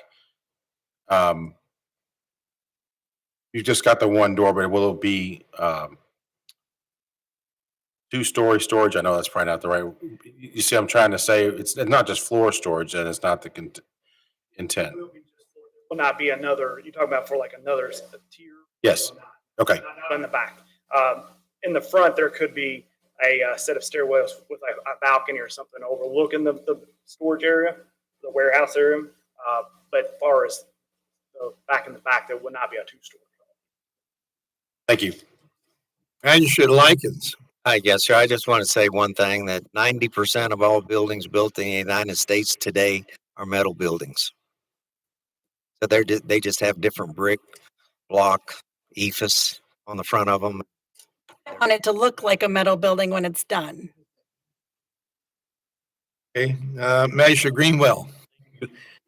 You said something about the signage. There wouldn't be one freestanding out next to the road for visibility.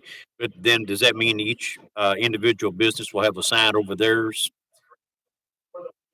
Right, they blocked out there. That's where we're planning on doing some type of sign.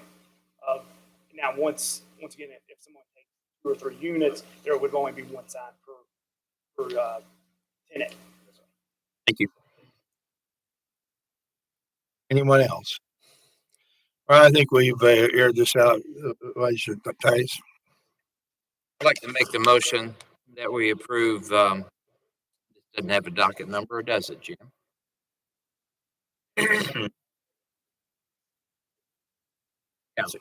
KLC -21 -920 -276. Second. All right, moving seconded. Do we need to read all this into it?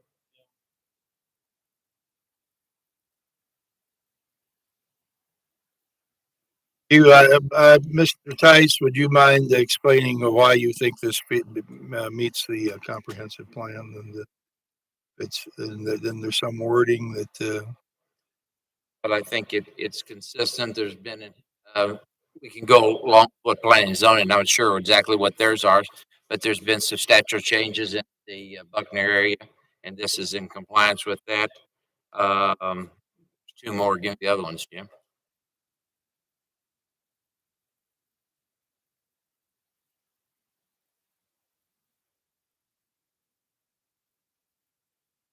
This just gives me the business district. It does not give me the justifications for the zoning change.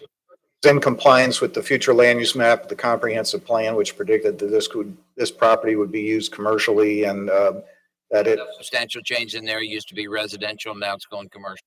Right. That's where we are. Okay. I'd like to make that motion. And I think we have a second on that. Second. All right. Any further questions about Yes, this? one question of Jim. The term plan certain, does this apply to this? And if it does, I'd like for you to explain to the court exactly what that terminology means. It does, and the very first binding element that we always placed on every approval at the Planning Commission is that this approval is only for the plan that was approved, and in this case, at the September 28th Oldham County Planning Commission public hearing. Any changes to that plan, now minor changes, you move a parking space, don't come back, but any other substantial changes have to come back to the Planning Commission. So that, in effect, is plan certain. And after we vote, I'd like to come back to that just for a second with you, if you don't mind, Judge. Okay. All right, and I'm going to ask Jason here one more question. And I think that this question's already been answered, but I want to get you on the record, get you right in there. You've heard, and you is probably better than any one of us sitting here realize that there's a problem every day at Oldham County Middle School, Oldham County High School with that traffic. And we have your word that you're willing to work with the fiscal court to help widen that area to make that more convenient and more safe for people in that area. Is that correct? With your property there, and I believe you own the next building as well. So you've got a good stretch there. We're going to be counting on you to help us there. So okay, thank you. All right. Seeing no other questions, all in favor, please say aye. Aye. Aye. Is there anyone opposed to this zoning change? All right, motion carries 8-1. Thank you. All right. Yes, sir. Now, Wayne had something he wanted to say, and then Mike, or you.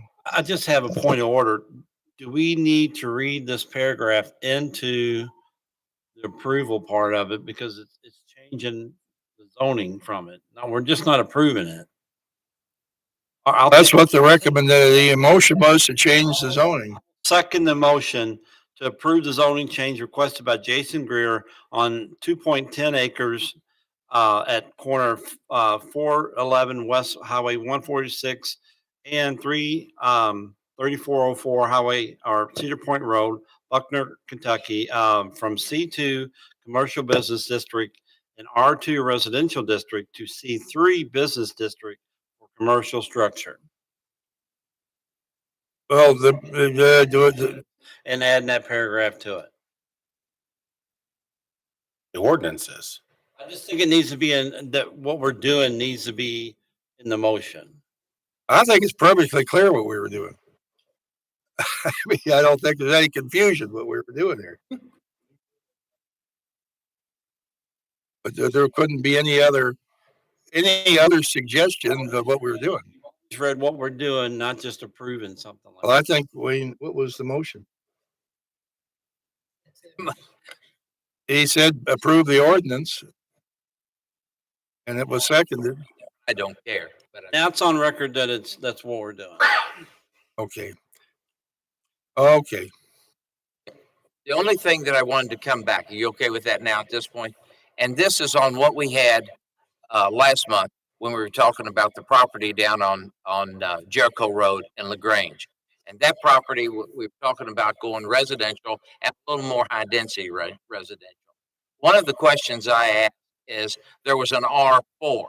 That R4 piece of property was a planned certain piece of property that had been on the books multiple years. That's one thing that we need to be aware of as fiscal court, is that once we approve this with Jason, if in 10 years he hasn't built that, then another court's going to come back and look at the zoning change and think nothing about it other than that's appropriate zoning. If something is not built on in a relative short period of time, and I'm going to go back to the other one because that's the example of past experience, that was going to be a nursing home, I think you told me, Jim, was the R4 was a nursing home. But that had sat on the books for so long, that's not it was. So the magistrates that didn't understand that was thinking this happened to be an R4. Well, actually, because it was never developed, it should have been drawn off the books and taken back to an R2 like the other justification that it started with. And that's the thing that I think it's important that we know and that we encourage and push Jim to anytime we don't have something developed in a reasonable amount of time, that we go through and search those books, our planning books yearly. And if we see something that's been sitting there for 5 years, we need to take it back to its original zoning. That make any sense to what I've said? Probably not. Yes. I said it, I feel better. I think it's something we need to watch. So when we change it, it ends up being, I think, an ordinance. And so we would have to revert the ordinance back probably through this court again, because I don't think we have ordinances that expire, but maybe we should. That's all I wanted to say. It's something that it's important, I think, to the county. I'm going to say yes, but you got to do it by ordinance. So fiscal court has the authority to initiate a zoning map amendment. So the proper way to do it is that at some point in the future, if a project, if you want it to revert back to a zoning, We just initiate all the public notice and everything necessary and have a public hearing regarding rezoning and bring it back to the original zoning classification. There is a process that you can do that. Manager Tice. The fiscal court will be the one that makes that, but we won't know, and because we're not planning zoning, it'll be Jim's department to follow that along, bring that to us, to revert it. Before. Yes, he'll say. There's a motion on the floor to approve what we're doing today. There is a motion on the floor. We've already done it. We've already voted. You can vote on it. I called for the vote. Voted on it. It passed 8-1. Oh, okay. Was it one? Stephanie did not vote. And Okay. Still on this? now Wayne had a follow-up question regarding certainty involved in the planning committee, process. So we're not, that's just a follow-up discussion. The vote was already taken. Okay, let's keep moving forward here if we can. Next item is under contracts and resolution, an agreement with QK4 for the Highway 146 corridor improvement study. Jim. Judge?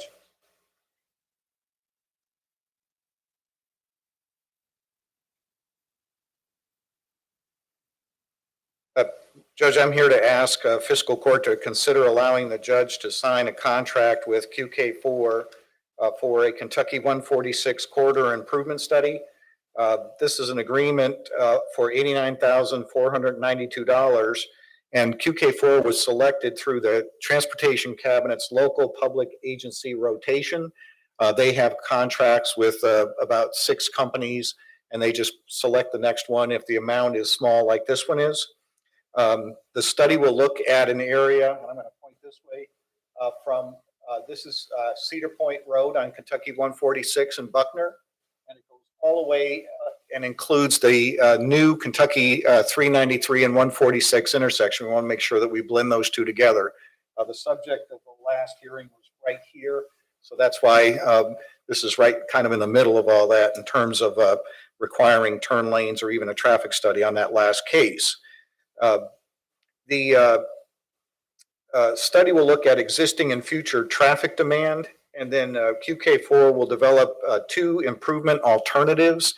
One will be adding turn lanes where needed, and the other would be a continuous turn lane, so it would be a 3-lane section throughout this corridor as a potential, because there are a lot of other driveways and connections to 146, and so it may be beneficial to actually look at a continuous turn lane throughout that corridor. They will also look at things like access management to make sure that any place where there might be an opportunity for right in, right out only, if that's necessary, would be part of this study. And they are also going to develop cost estimates for ultimately the design of the roadway, right-of-way, utility, and construction phases. And the project also includes in their contract team meetings. There's 2 team meetings that we propose, and then of course a final report. And we have worked with the Transportation Cabinet, and they have reviewed and agree with the scope, the methodology, and the fee proposal for this study. It is really kind of a high-level view of the conditions in that area, especially looking at right-of-way and existing utilities to try to figure out how do we widen this road when we may have some restrictions regarding utilities. As an example, we know that there's a gas line on one side of the road and of course the electric and utility lines on the other side. So how do we widen the road either through a part of this, especially at the entrance to Colonel Drive for the middle school, but throughout that corridor. The project schedule, we had originally predicted that we'd start in November. It's obviously in December, so we expect that it would wrap up in sometime in April with the final report. And again, I'm asking that fiscal court allow the judge to sign this contract. All right, is there a motion that we go forward with this contract? Judge, Make a motion, we allow you to sign the agreement with QK4 for the Kentucky 146 corridor improvement study. Second. Moved and seconded. All right, discussion? Magistrate Hollins? Budgeted item. It is not. I have a little bit of money in my budget for it, and I think we'll have to do a budget amendment for the total amount. And I just struggle with this because this is not a problem that we've created. And why isn't transportation taking this on? And Kentucky Transportation taking this on? Actually are. And let me explain that. There is a project in the Transportation Improvement Plan, has been there for a long, long time, to improve Kentucky 146 from Crestwood all the way to LaGrange. This is a segment of that roadway. The Transportation Cabinet has not taken the initiative to start their own study. And essentially, in talking with Judge Vogel about this, and certainly with the Board of Education and the superintendent, and especially predicated, this condition has existed with the school for a long time. But because of COVID, there's even more trips, and it's becoming even more and more difficult to navigate throughout that area. So the principal focus is on Colonel Drive to try to put in turn lanes. We again have just said, let's expand this a little bit and look, see if we can, if there's enough right of way and it makes sense to actually have a turn lane throughout the corridor. So that's why we're having two potential improvement recommendations by QK4. So it's been there a long time. The cabinet is what they suggested actually, and you've seen us here, Belinda and I, many, many times where we are telling you, oh yeah, this project is supposed to be done in 4 years, and 10 years later, we're still trying to get it approved. If the cabinet were to take this on, they haven't done it yet. In a discussion that we had recently going over all the transportation cabinet projects last week, they said, well, we could do that, but again, it's a 10-year project. So the judge really was concerned and wanted to at least get, and one of the things that even if we use the KIPTA funding, we still don't have good cost estimates for design right of way and utility relocation because there's so many utilities in there. So at least we would have those numbers and be able to either try to find separate funding from the transportation cabinet to get it done quicker, use KIPTA money, or potentially consider fiscal court approving a project on its own. We're the only school we've got this problem at. Probably one of the biggest traffic problems we've got in Crestwood at South Oldham. There are several entrances, and one project we have is it's called the Kenwood Road, where we're going to extend Kenwood Road between 329 Bypass and Kentucky 146. We've had that on the books for about 3 years now. I think we have funding scheduled for next year for design funds or the year after. But again, all of those take years to accomplish. We just thought that it was important to try to get something done much, much sooner. So at least, again, we would have a good understanding of how the road could be improved to accommodate at minimum the Colonel Drive turning movements and at maximum that whole corridor. Mr. Greenwell? I don't know where this came from. This is the first I've heard of it. It's not been talked about in road committee. I know it's a problem. But as we talked about earlier, it's not in the budget, so it didn't come up at budget time whenever we were working on the budget. And secondly, we've got another project that we hope to get punched through in the next, hopefully 2 to 3 to 4 years, where we bring traffic under the track, and we have another completely different road, and 393 will be just an access road. So anything we do to study right now will change immeasurably whenever that road gets punched underneath that railroad track. So I don't understand why we're doing this now whenever that big project is looming, in other words. Let me just address the second comment you made about the 393 under the railroad track.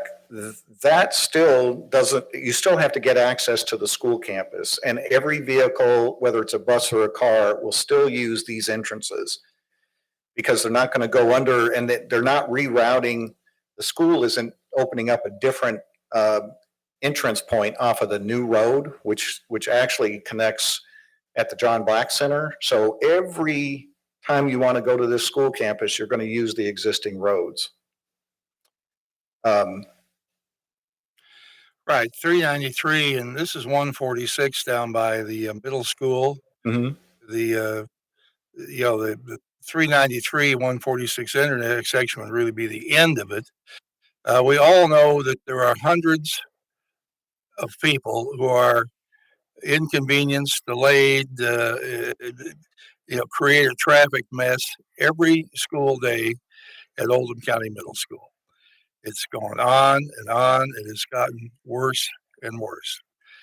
We can't make people ride the bus for whatever reason, possibly because kids on the bus, I believe, have to have a mask on. You get in your own personal vehicle, you don't need a mask. This is something that I talked to school superintendent about. I personally think that we need to get into this.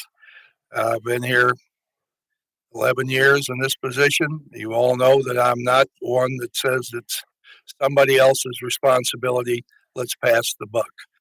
I would appreciate it if they would pick it up and run with it, the state, but they're not going to do it. They've got other priorities everywhere. This is not a priority for them.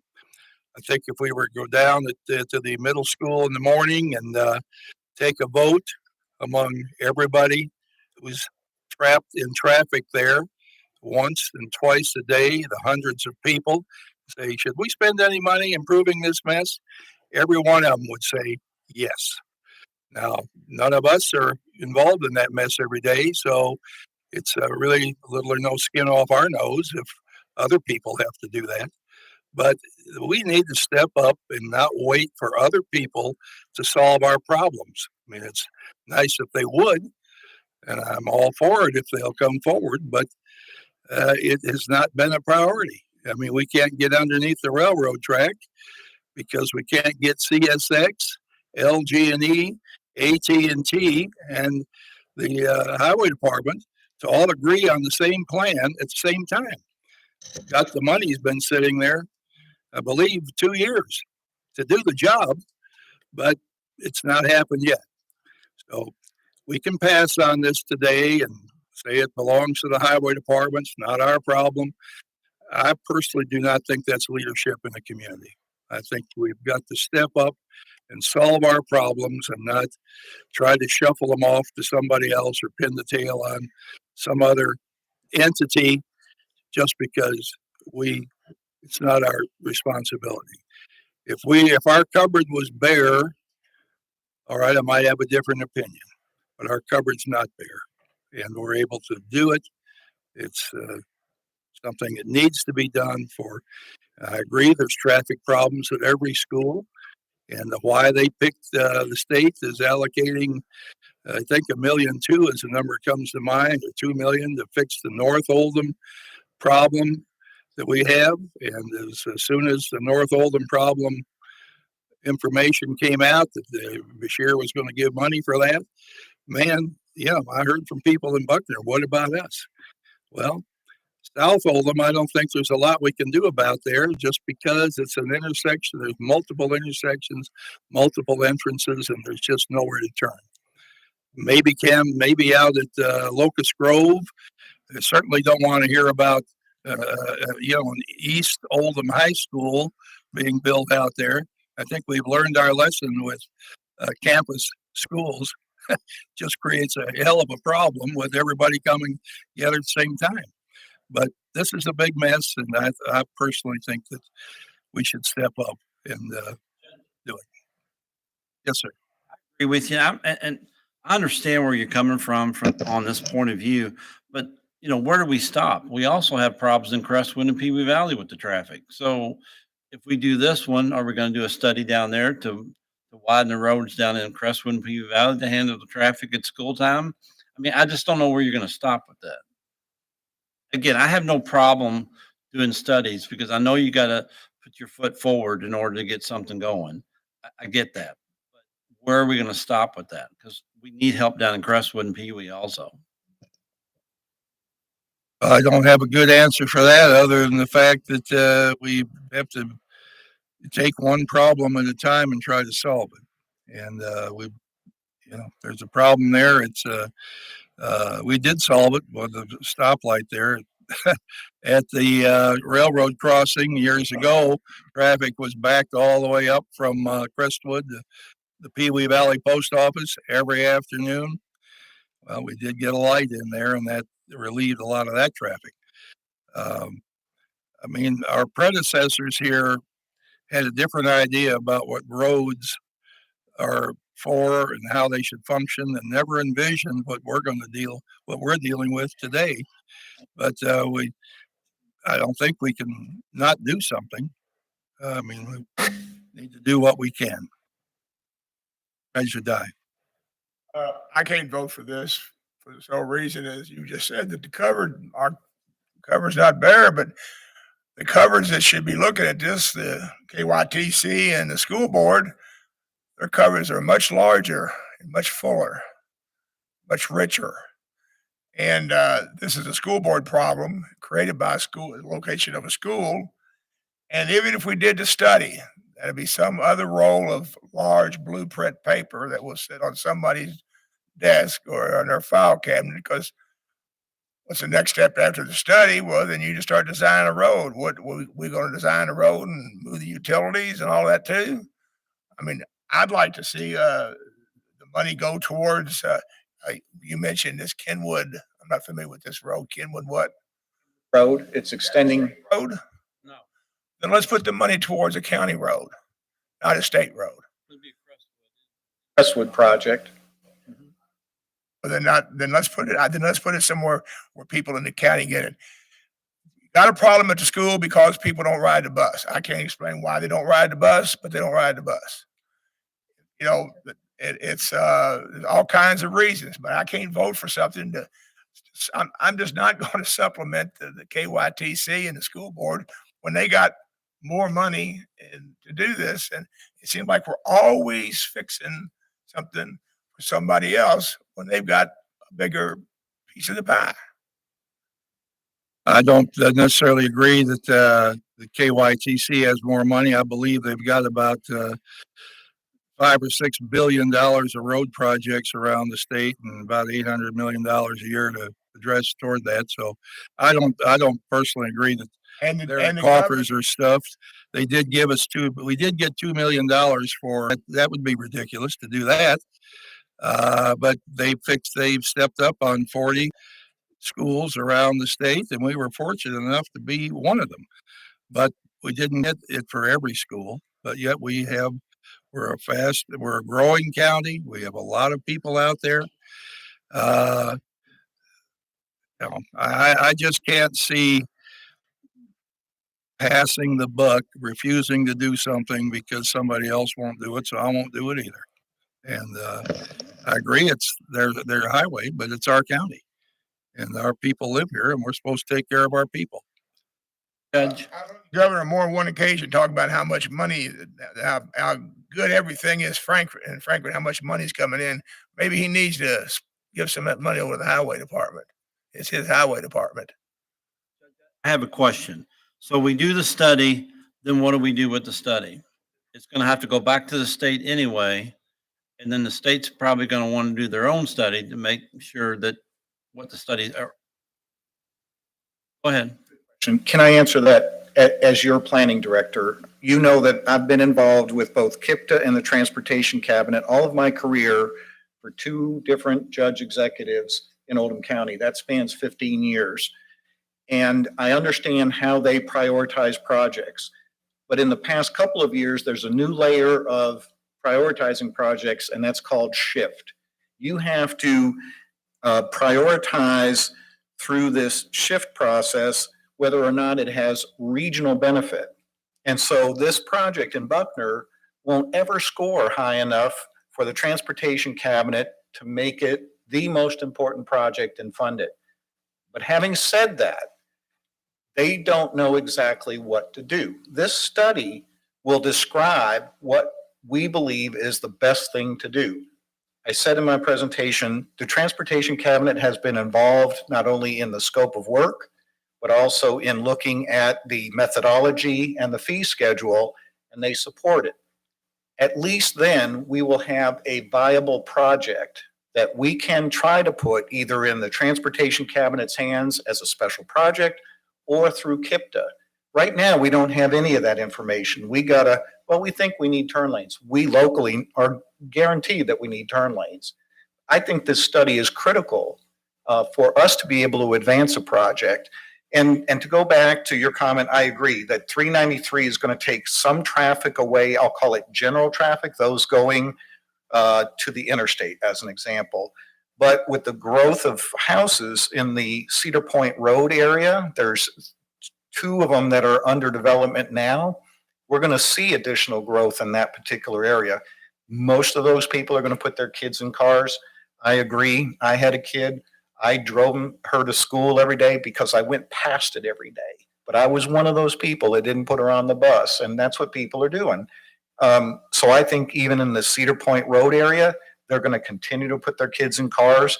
When you become of driving age, the high school students get their own cars. They're always going to be taking these left turns. This is going to be a problem that is going to exist as long as there is a school campus there, even with a new school project. So I would ask you as your planning director to consider supporting this simply so that we know what the project is. We may find that we can't put turn lanes because there's so big utilities in the way that we can't do it. We don't know that information today. So I think after this, we would be able to go up and the judge, whether he's in Frankfurt or any of the magistrates talking to the governor or transportation cabinet, we would then have a project that we could try to get funding for. And it would be a small cost in order to advance the project. So. Likens. Thank you, Judge. I just think this is a first step that needs to be taken to show the state that we're serious about what happens here. And whether or not it's state money, county money, school money, it's still those people sitting in their car trying to get in and out of school. It's a problem, needs to be solved. I'm willing to take the first step, so I'm going to vote for it. Magistrate Woosley. Just want to remind everybody, we knew this problem existed. We just had a public hearing where we approved up to 7 businesses. That's going to be right in the middle of all of this. That's going to add more traffic to it. These folks there need some relief. We've had some accidents here just over the last couple of years. We've had some very close calls where head-ons could have happened in this area because of traffic, and I'm going to support it because I think it's a first step and it needs to happen. Measure Greenwell.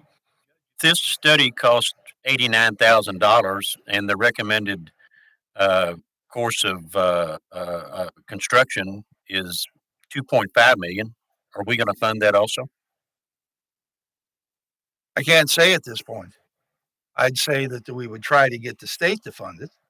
It may not be that high. I think it could be a 500,000, 600,000. I've talked to Matt Bullock about it. But, we'll try to get them to fund it. If we've got a plan to sell, we've got something to go with. We've got state representatives to try to sell that plan. But right now, we just have an idea and a need and no solution.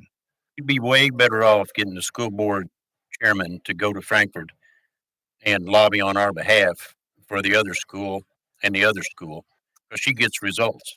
I mean, just fast results. I don't know how, but you think that she's the one that came up with the 2 million? When they made the argument. Ooh. Yeah.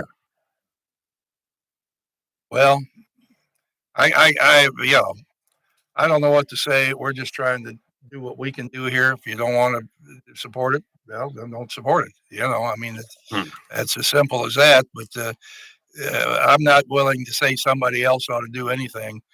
I'm willing to do what I can do. And, that's, that's all I can do. Anyone else? Magistrate Hawkins. I noticed that the 3 magistrates that may be against it are on the finance committee. So I'm wondering if it's a finance issue or if it's just an issue of this isn't our jurisdiction and we're stepping on other people's toes. And so I do have that question for the finance committee folks. And then also I add to the traffic. I have have a child in the Oldham County Public Schools and I'm in it. And it's kind of a desperate situation when you're in it every morning and for various reasons. I mean, I don't need to share mine right now, but kids, you just want to drive your kid to school. And maybe that's some good parent child time in the car together or whatever the reason is. But I think sometimes there's judgment with not just putting your kid on a bus. And so parents have their reasons for driving their kid to school. And I'm amongst that traffic and it's a desperate situation in the county. So those are my two thoughts on that. As you die. My position on the finance committee has no bearing on my decision not to support this, but I can understand your position why you may want to support it, being in this desperate situation. But I'd be curious to know how much money the school boards put forth to look at just seeing what they can do on their property. Maybe they need to add some turn lanes or better engineering on their side of the equation. But it always seems like they come back to fiscal court, the one who has the lowest tax rate, and always want us to foot the bill. They need to step up. If it's their problem, let them step up. Meet us halfway. Just don't dictate to us what we need to be doing for them.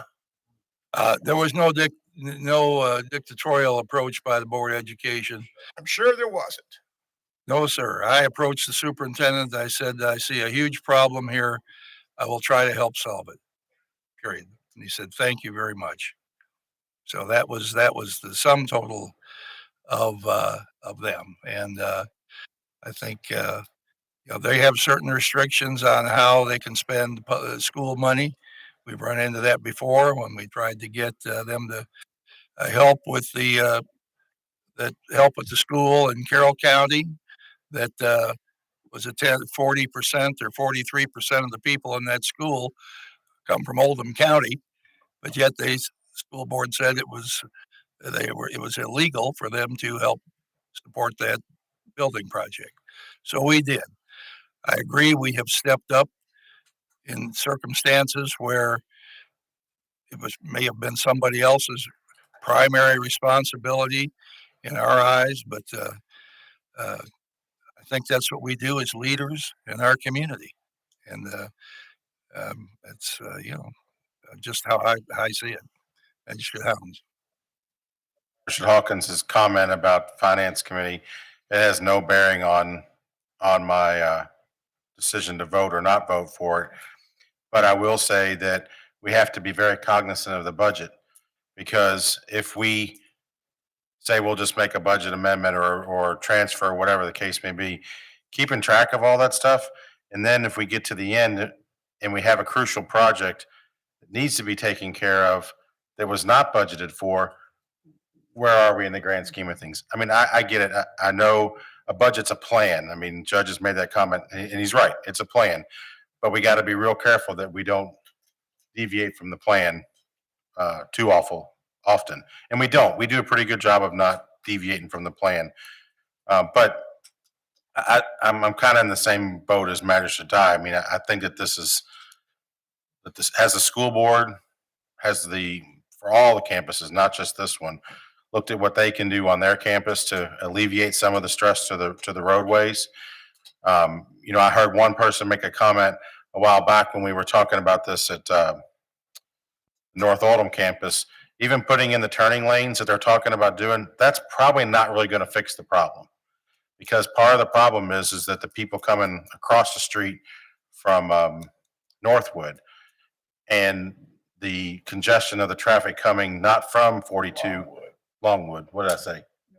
Northwood. Sorry. Thank you. It's Longwood. Yes. Sorry.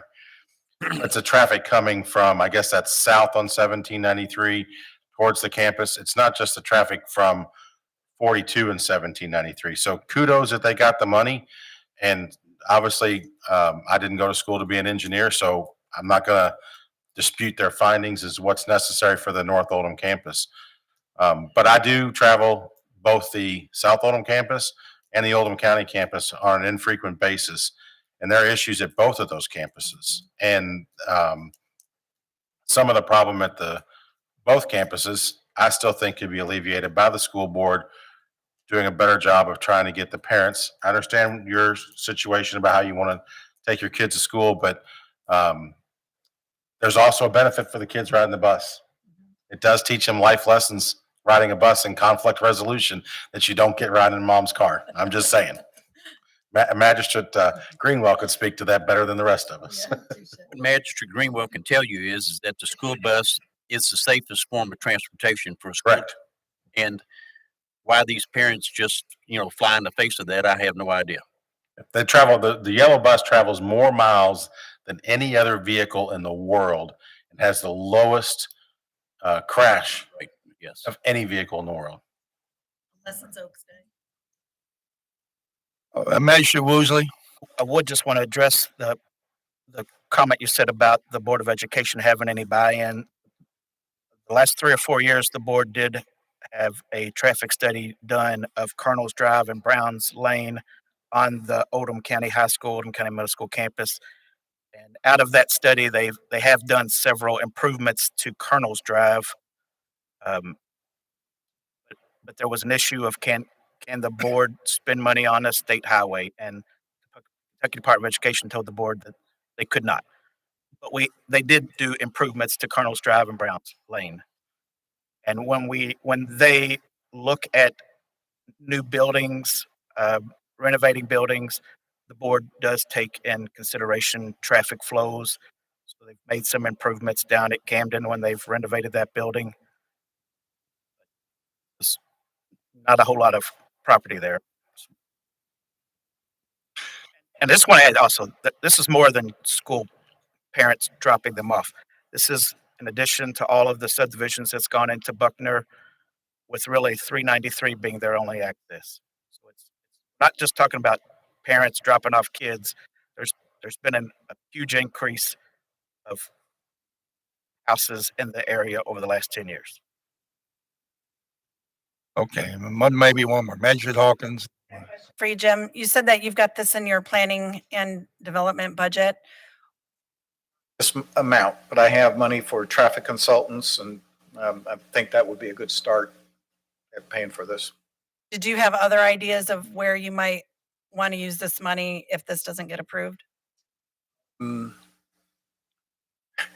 Long-range planning, but we never seem to get to it, and I think this is more important. Right, this issue wasn't, it's been an issue for a long time, but it became even more acute because of COVID. It's just been more people refusing to put their kids on the bus.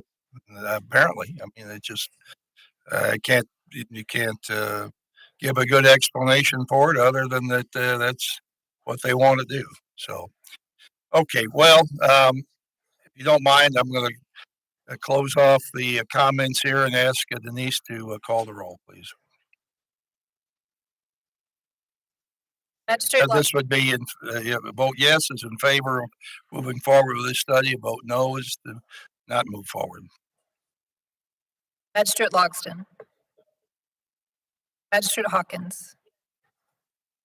Magistrate Greenwell. Magistrate Tice. Tice? No. Magistrate Likens. Magistrate Woosley. Magistrate Hounds. Magistrate Dye. Judge Vogel. Yes. Motion fails 5 to 4 to 5 to 4.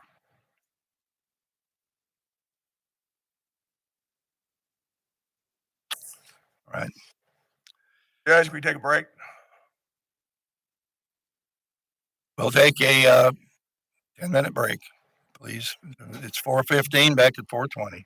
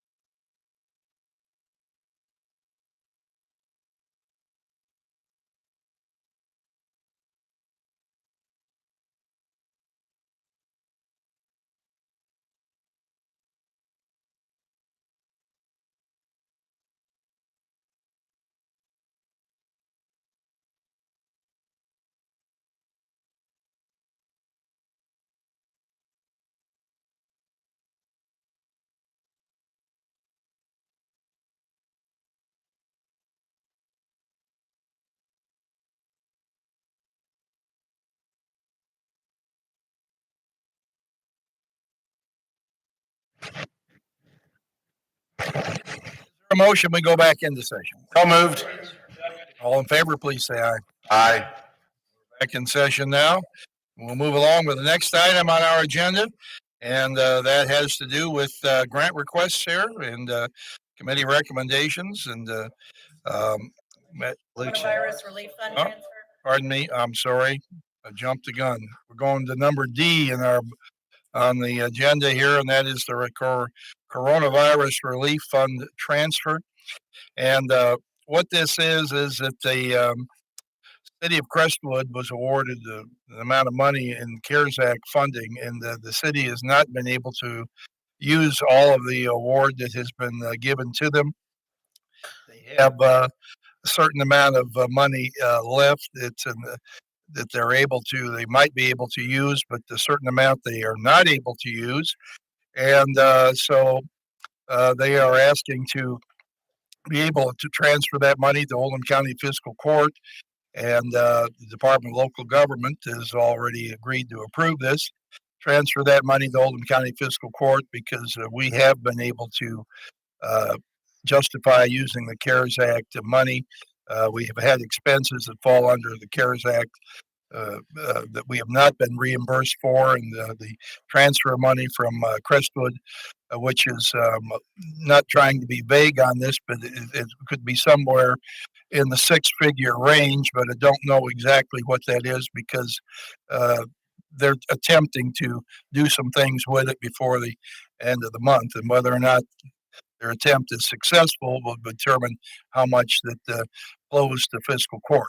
What this resolution does is saying that we agree to accept these funds, and that when they are able to be transferred by the city of Crestwood. Can we use it for a traffic study?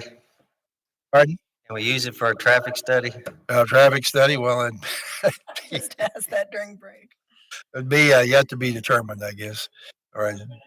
Yeah, you make your recommendation. I'd like to make a recommendation that approve the authorization of transfer CRF funds to the county CRF funds and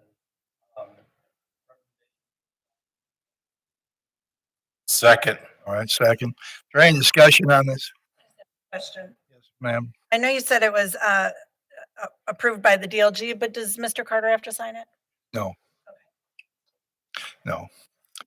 They just ask that I sign it, and the Crestwood City Commission will be, approving this same resolution sometime here in the next couple of days. So, measure die. Thank Mayor Kramer for thinking of us. Right. Okay. So noted. Thank you. Okay. Measure Greenwell. Yes, whenever we do budget transfers, this will show up as a concrete amount being transferred in. Okay. Sometime in the near future. Right. This will add to our budget this month. Right. It's got to be taken care of by December 31st. So. Right. Any other questions on this? Hearing none, all in favor, please say aye. Aye. Anyone opposed? Motion carries. Thank you. All right, now we're going to move on to the next item under the committee recommendations. Magistrate Logston. yes, Judge. I'm ready to make a recommendation, but is the Arts Association people going to talk before? All right, and Brenda Marks is here from the Arts Association to share with us what the Arts Association has been doing and what they haven't been able to do, and they have been impacted by the coronavirus, like many other organizations, and are seeking our assistance here today. So, Magistrate Logston, you want to say anything else in the beginning here, or? I'm just the grants committee met, and we are willing to put up $25,000 to go towards the Oldham County Arts Association, if it's the pleasure of the court. Okay. All right. Well, why don't we let Brenda, first of all, welcome and describe the Arts Association activities. We're familiar with the name, and we know some of the things you do, but not everything. And you could also share with the court how you were impacted negatively by the coronavirus. Good afternoon, everybody. I'm Brenda Marks. I'm the Executive Director of the Arts Association of Oldham County. For those of you that aren't familiar with us, we were established in 1997 by a group of local citizens who saw a need in the county to bring art to Oldham County. We do this in many different ways. Probably the most obvious is Gallery 104 on Main Street. Gallery 104 was established in 2007. It has been a solid anchor on Main Street for 15 years. And it's our most obvious activity because it's our bricks and mortar presence.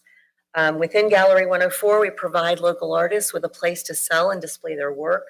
We host events, we host competitive art shows, we host exhibitions, all of which are free to the public to come and view whenever they would like. It is not a source of income for us because the majority of the funds go directly back to the artists in the form of commissions. We heavily underwrite that business in order to keep it open as a service to them and to the community. It also serves as a minor tourist attraction. We have a lot of regulars who travel through LaGrange on a regular basis, whether they're going to Florida or Michigan, and they always stop in our gallery. It's kind of become a tradition for a lot of people. Some other things that we do is we give $15,000 in scholarship money to Oldham County High School students who are pursuing an arts-related education. And that is the largest amount of money given by any one organization in Oldham County. We have been able to continue doing that through COVID, which makes us happy because that's one of the things we really enjoy doing. We have two very large art fairs every year. Most of you are probably familiar with Arts on the Green. That is one of our largest sources of income, and it had to be canceled in 2020 and was held on a reduced basis in 2021. So that show alone was a loss of $27,000 for us. Our fall show, it's a smaller show, it's indoors, so it has been canceled both in 20 and 21. So that was another hit that we took to the tune of about $10,000. We host competitive shows and of course operate the gallery. The shows were curtailed during the height of COVID, and the gallery was closed for 3 months during the height of COVID. We continued, of course, to pay the rent and the utilities and all the other expenses associated with operating that business. All of our art classes are still curtailed because our space is very small and it's really too tight to do it in a socially distanced manner right now. We try to be very respectful of other nonprofits in the county and try to fundraise in creative ways that don't compete with theirs, which is a challenge because there are a lot of us. And one of our most successful fundraising ventures has been art-based trips that we host. And we had to cancel 3 of those in 2020. That was a loss of $16,000. We have powered through this crisis through tightening our belt and deferring a lot of expenses, memberships to local chambers, all these things, that what you do at home when you tighten your belt in a situation like this.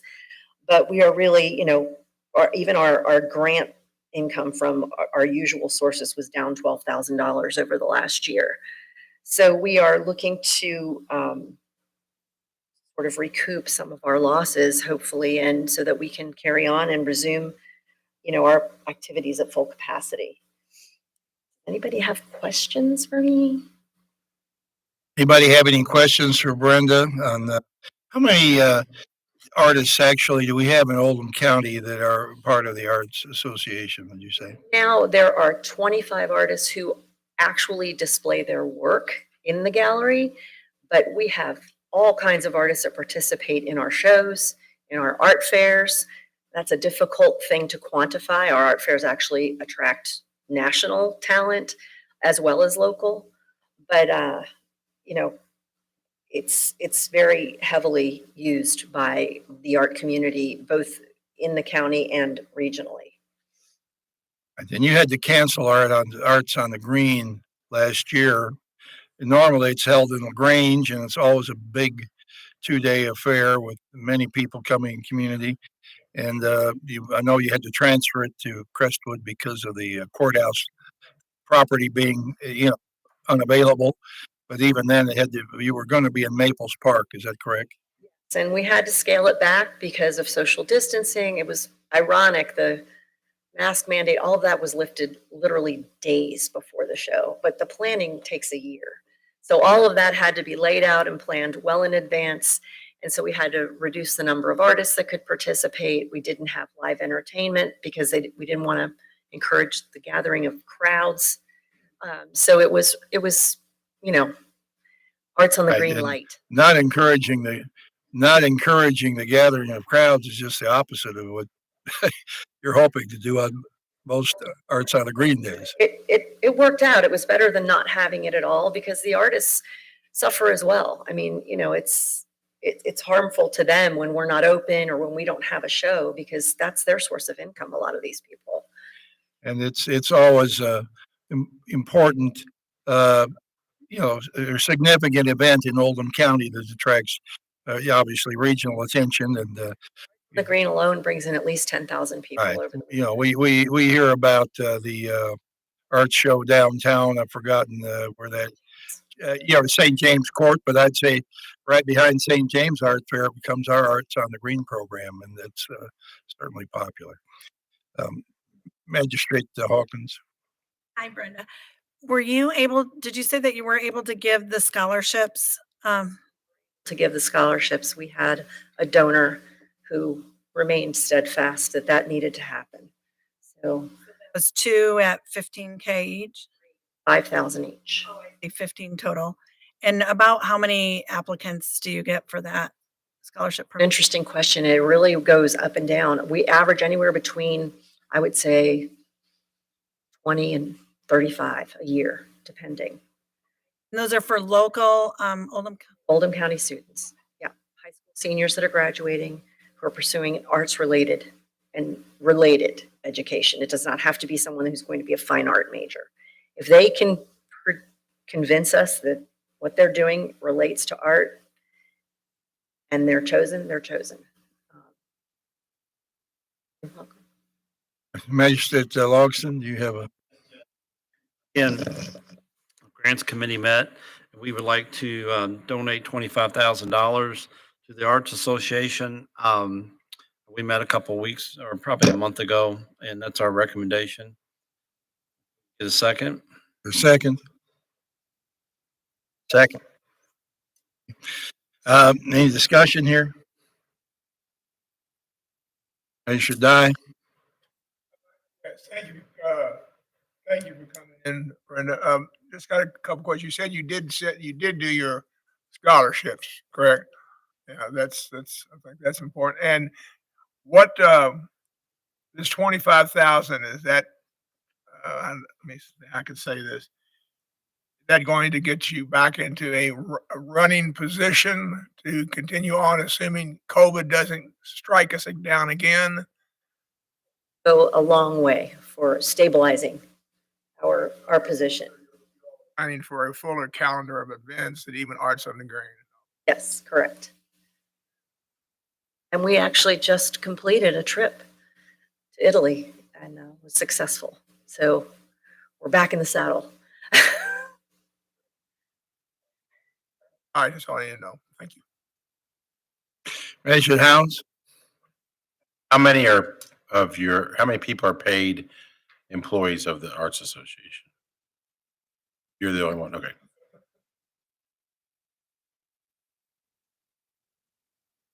Anyone else? All right, so this is a CARES Act money donation. Okay, and of course that was part of what CARES Act funding was for. So, Magistrate Dye. I know we have a budget number in the budget. Is this part of the budget number that we? No. Over and above? Right, over and above, right.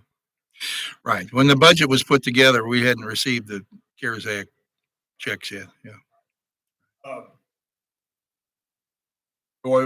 This money's gonna come out of the general fund?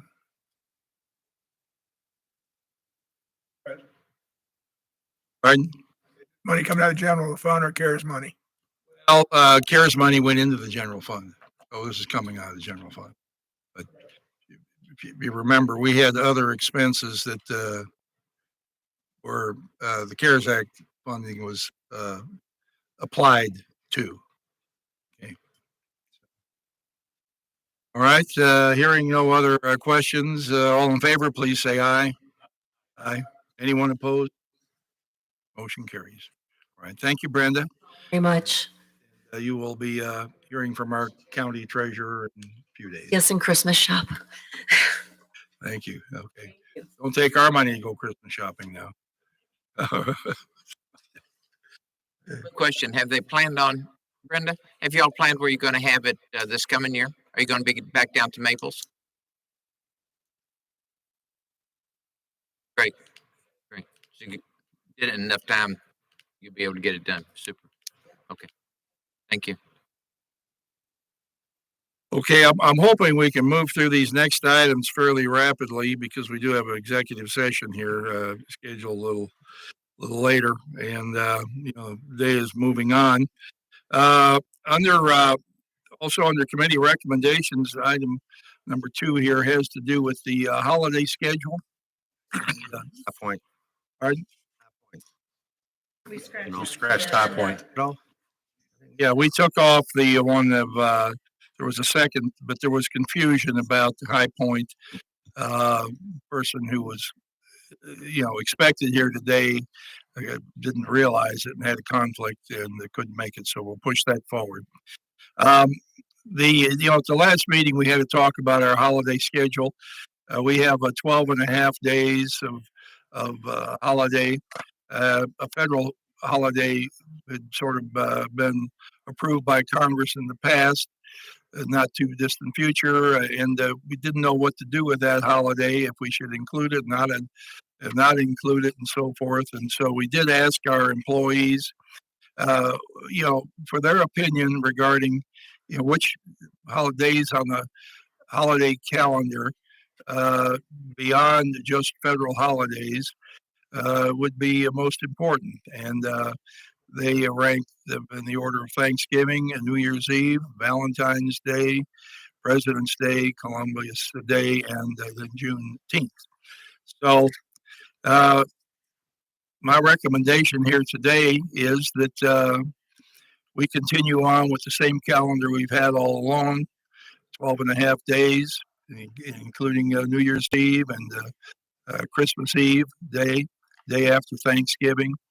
And so I believe that would be, Tina talked with all the employees. Tina, would you like to say anything about it? Or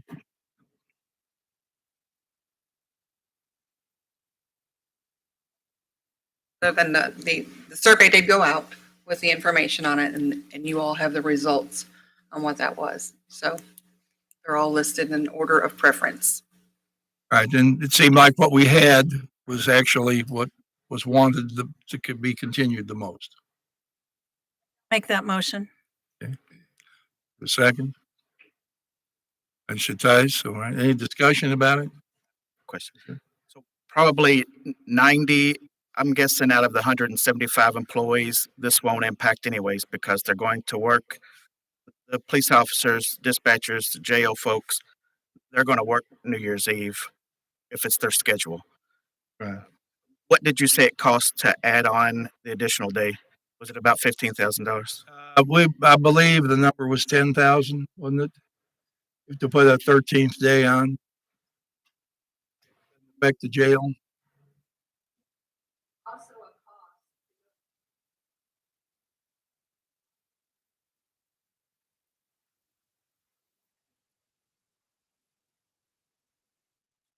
It's not a set number because it's just a guesstimate. Mhm. I would be in favor of adding both. I think it's important that we recognize Juneteenth as a government entity. New Year's Eve is important for folks that's going to come in and do business with the county. So if you're going to have one, I just think it's important. Juneteenth is in the mix. All right. So I would be in favor of adding Juneteenth instead of taking something else away from it.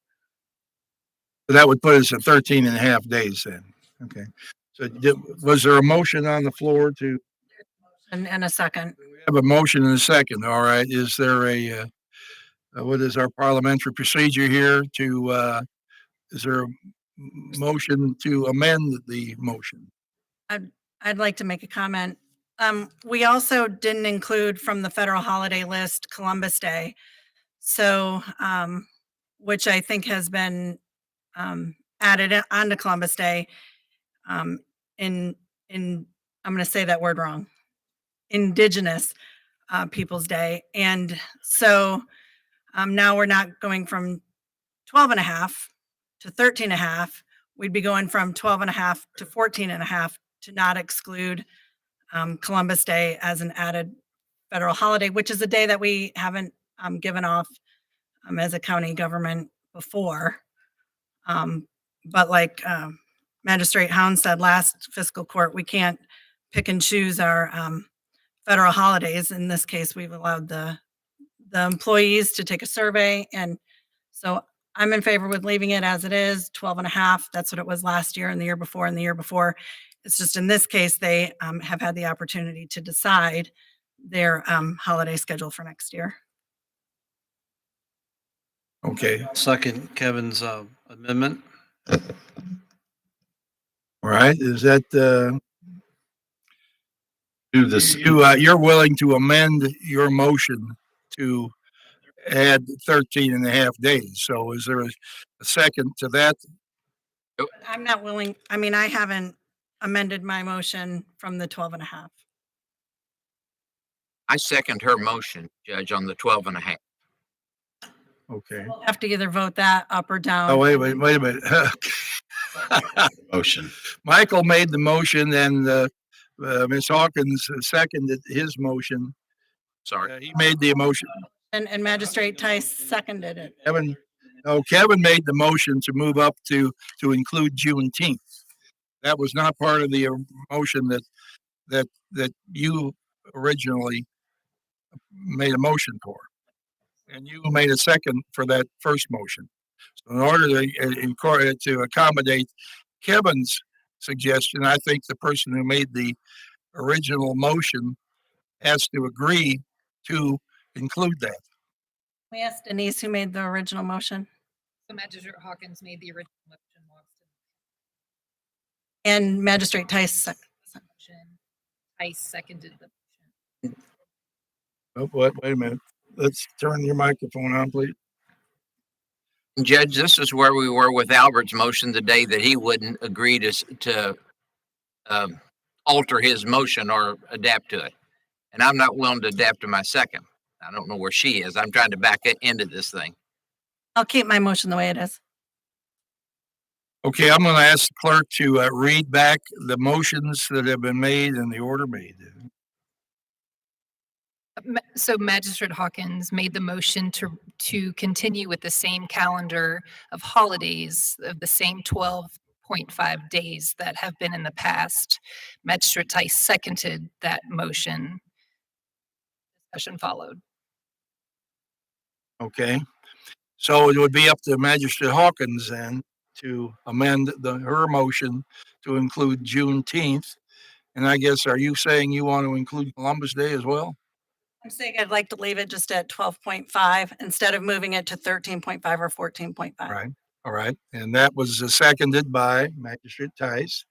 Same as our original 12 and a half that we've had for all the years. Right. What the employees voted on. Right.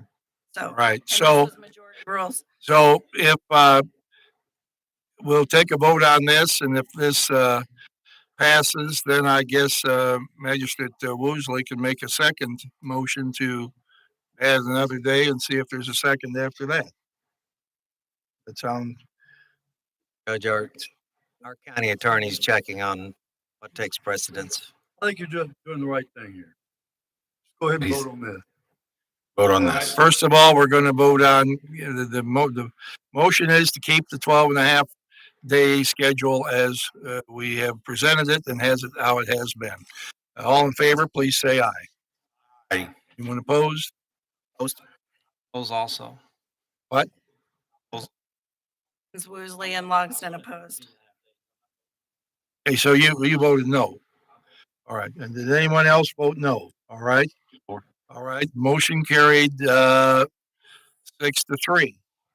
All right. Now, I think Magistrate Woosley, you're eligible to make another motion if you would so choose. I would offer a motion that we add Juneteenth onto our holiday schedule, making it 13 and a half days a year.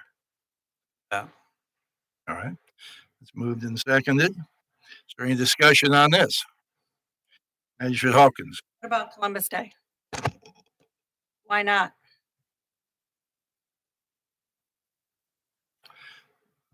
Me one, I'm not trying to put you on the spot, but why one federal holiday and not the other? well, it's actually comes down to timing for Columbus Day, Indigenous People Day, because it's in November. The Columbus Day is October 12th, or always has been. I know that day well because it's my birthday. Very offended when they started moving it around. I think this should go through the finance committee and Stan and Melissa before we make that move, personally. And that's taking, Went to the HR committee, and the HR committee actually approved to add the Juneteenth Day in and take out New Year's Eve Day. But then the court voted to do this survey of the employees and to see how they wanted it. Yes, sir. A couple of things. First off, I had someone call me and ask and make this statement to me. I don't get off this many days.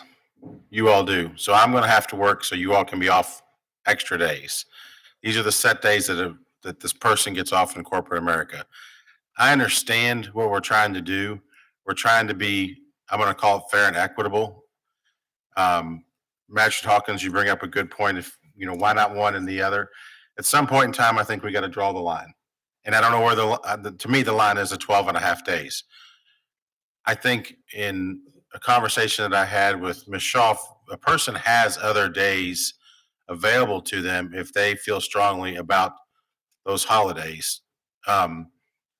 We don't give other religious holidays that some people may want to take because of their religious beliefs.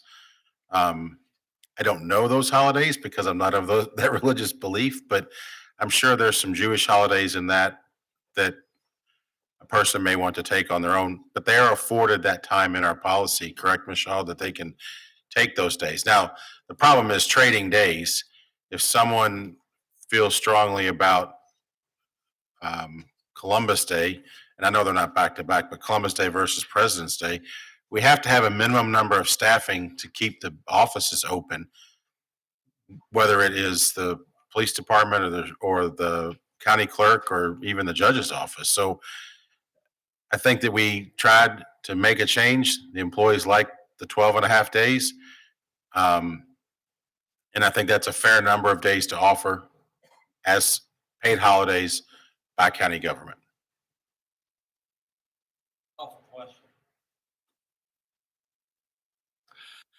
All right. Now we've got somebody call for the question. So the vote now will be whether or not we're going to stop debate. Denise, will you call the roll, please? Magistrate Tice, A vote to stop discussion. Yes. Magistrate Dye, Yes, stop discussion. Magistrate Likens, Magistrate Hounds, Magistrate Logston, Magistrate Woosley, Magistrate Hawkins, Magistrate Greenwell, Judge Vogel. Abstain. Yeah, I'll say yes. I don't care. All right, we're going to stop talking about it. We're going to take the vote on whether or not we're going to add Juneteenth to the calendar. And please call the roll again. And this would be yes, we're adding it. No, we're not adding it. Magistrate Dye, Looking at the chart said employee said no, so I guess my answer is no. Magistrate Greenwell, Magistrate Likens, Magistrate Tice, Magistrate Hounds. Magistrate Logston. Magistrate Woosley. Magistrate Hawkins. Judge Vogel.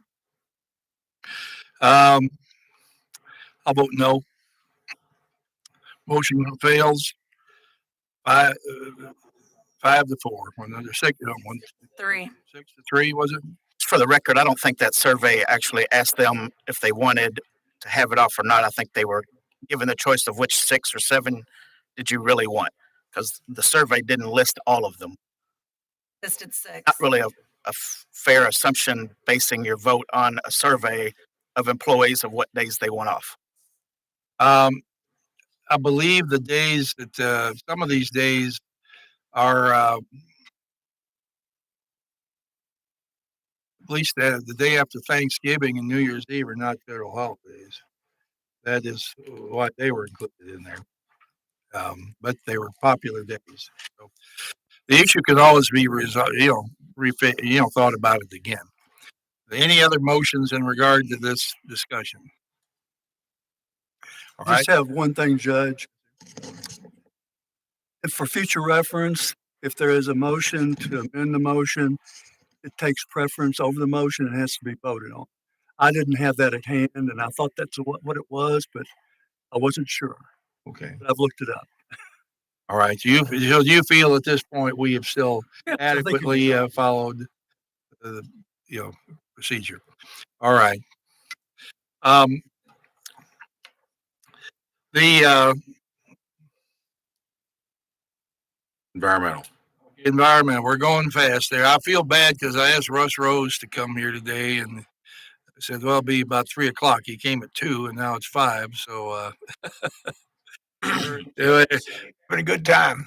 I hope you're having a good time. I hear you. All right, environmental. Let's take the environmental committee looked at something that's an air purifier called Beyond Guardian Air. Magistrate Hawkins. We listened to the salesperson in our Environmental Recycling and Utilities Committee meeting this morning about air purifiers, and there's nothing that we recommended to the court. We just listened to the information about these air purifiers, and we have some samples in a couple of the buildings. I think the police department, Oldham County Police Department, and in the judge's office. And so this is something we may consider purchasing for the county in the future, but we just listened to them this morning.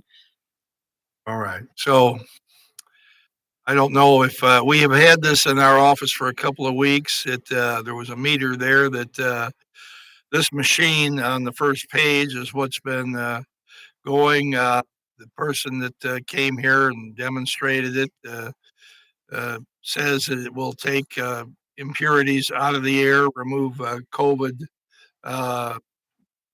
whatever particles that come in the office and so forth. The health department bought 3 of these to put down in the health department building. We've been told that some state capital, I don't know if it's Arkansas or Mississippi, bought a whole slew of them to put in. $2 million. To put in. They have been approved by or have a NASA designation, I believe, and they seem good. It's like $1,699 a piece here for these. If we were to do this, I thought we would probably have about 8 locations. County attorney's office, my suite, planning and zoning, sheriff, clerk's office, community center, dispatch, and police departments are the ones I was thinking of. Of course, we have the health or road department as well, but most of the guys in the road department are outside every day, not functioning in an office environment. So if we were to do this as a group, that comes up to about $13,600 to buy 8 of these machines. You did have one that was a much bigger unit to work at the community center, but that was like $4,000. So I'm not sure if we want to continue studying this or if we want to take action on it. He also provided us a sample one for vehicles, and the police department was able to get one sample, and they're going to try it out for a month and see how that goes inside the cruisers. All right. So, This was just brought on today. Can we table this till next meeting? sure. Judge, would the CARES Act pay for this? CARES money? Since I believe it's, it would.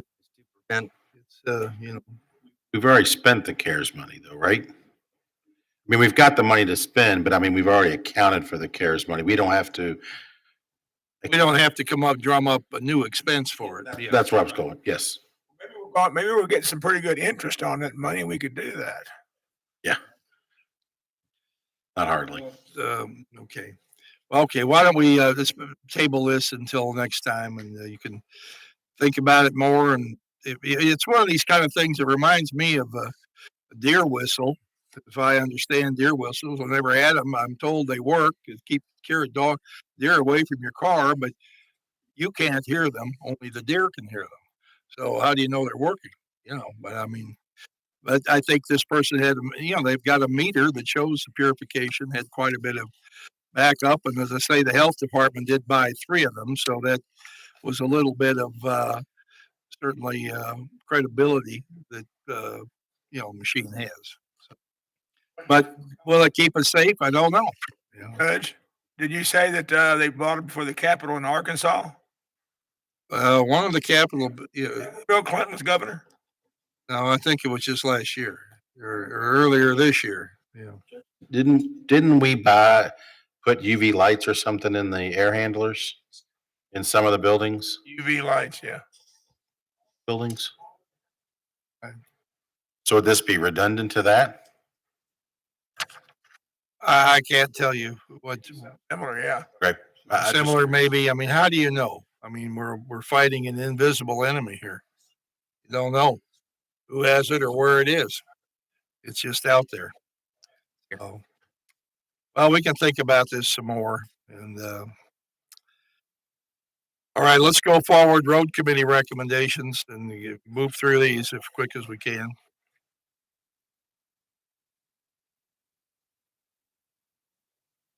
Good afternoon. Before I start this, and I'll be real quick because the next 8 items are fairly similar, but in reference to, or for all of them, the performance bonds and the erosion control bonds, we work with the engineering department works with the road department and the road inspector to make sure when prior to releasing a road bond, the road's been proof-rolled, asphalt's been applied in an acceptable manner, and it's been inspected afterwards. Repairs have been made accordingly. We'll work with the appropriate cities if they're not, if they're in an incorporated city and not unincorporated county. Similarly, the erosion control bonds, engineering inspects prior to release. If there are any issues with erosion, installation of the storm sewer, or if we have some residents who are concerned that we're aware of prior to release, then we're trying to address those appropriately before releasing these. So again, all these, just so you know, we do our due diligence to make sure these are addressed before they come to you. Hopefully that some of your concerns potentially. So the first one, the first item is recommendation to release the performance bond for villas at Claymont Springs. This is in the city of Crestwood. Again, so we've inspected this. The bond is in the amount of $32,188. I'm recommending the fiscal court move to release this bond, and then we will recommend to the city of Crestwood that they take the street into their road system. That recommendation? Discussion. All in favor, please say aye. Anyone opposed? Motion carries. Next. Same subdivision, again, villas at Claymont Springs. That has passed the erosion control inspection, which again also includes storm sewer and other infrastructure. The amount of that surety was $23,000, and we're recommending fiscal court move to release that bond. Recommendation to release the erosion bond for village of Claymont Springs. Second. Moved and seconded. Any discussion? All in favor, please say aye. Next. So the next recommendation is for Cherry Glen, Section 1. You'll see there was an original bond in the amount of $1,490,055.65. Typically, subdivision or developers will come to us when they're record platting, and they'll have most of the infrastructure in with only some asphalt surface and other minor infrastructure to complete. In this case, to go to record plat sooner, they bonded the amount of all construction, all infrastructure, storm sewer, earthwork, road development. So that's why that original number was higher. They've constructed most of that infrastructure and are now just down to only the asphalt and other minor items being needed. So they're requesting, and this is allowable in accordance with subdivision regulations in the county, they're asking that be reduced to $80,164.88. We've inspected this, and with coordinating with the city of LaGrange, this is in city of LaGrange, we've agreed to this number with the developer.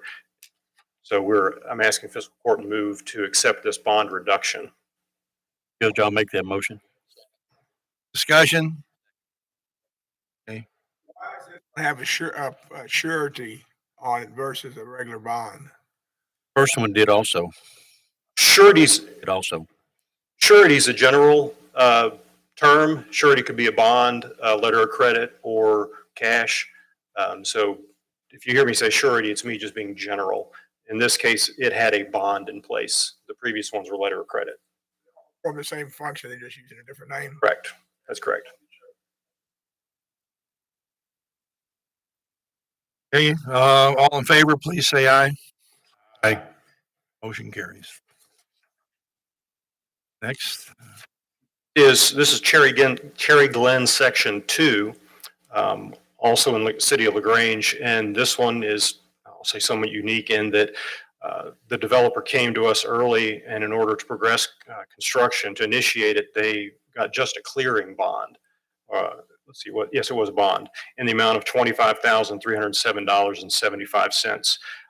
Later on, they came through with full construction plans, and the surety amount needed to be increased to $42,478.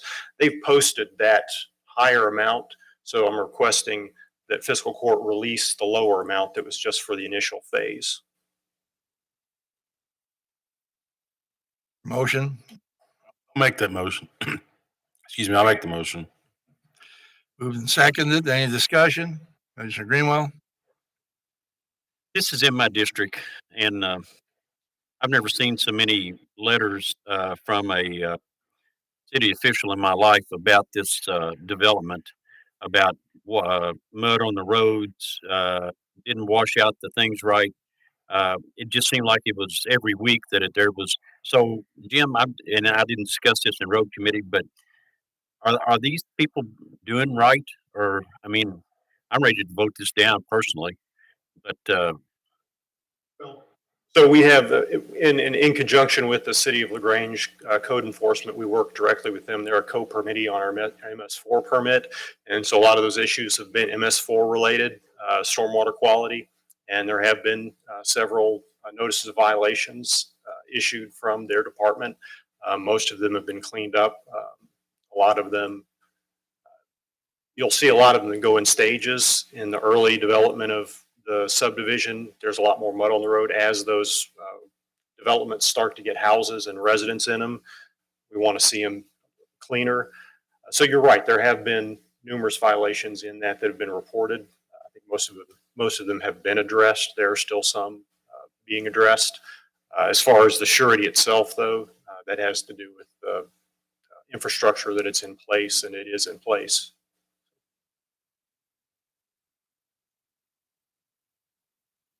Magistrate Hawkins?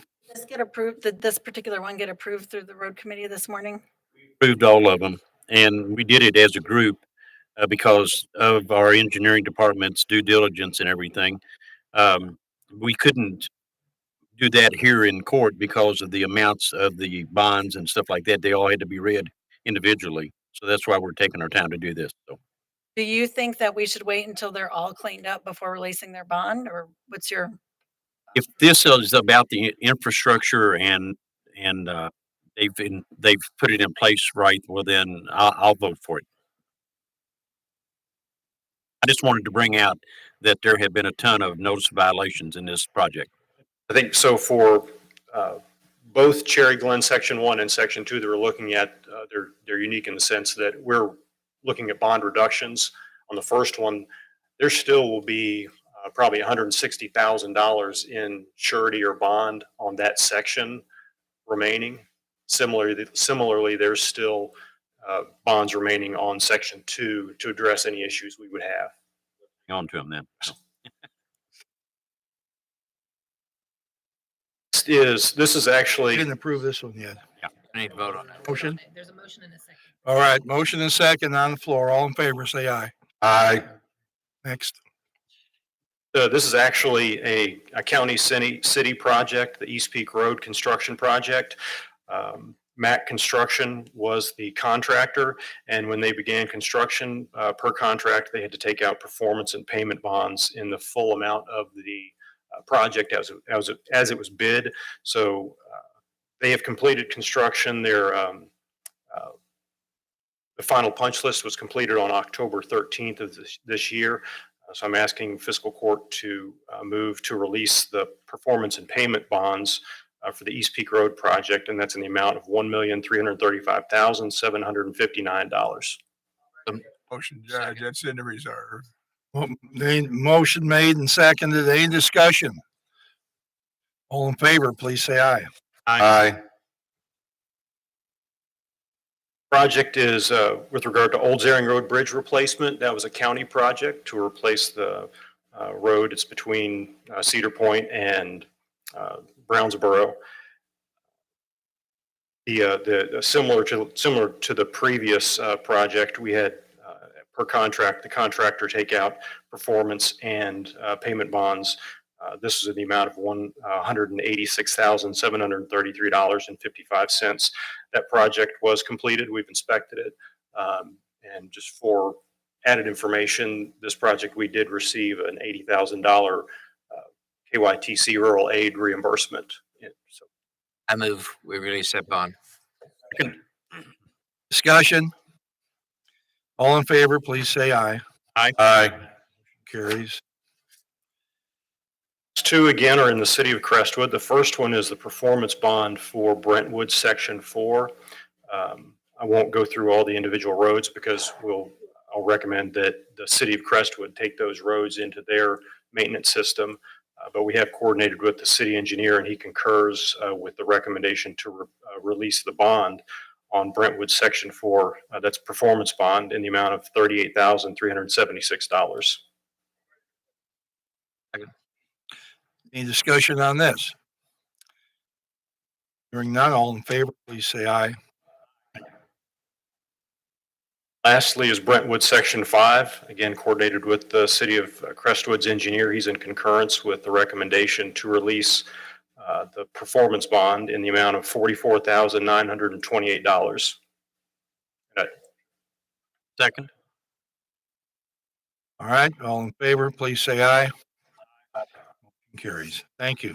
All right. Thank you. All right, now we're down to personnel action here under H.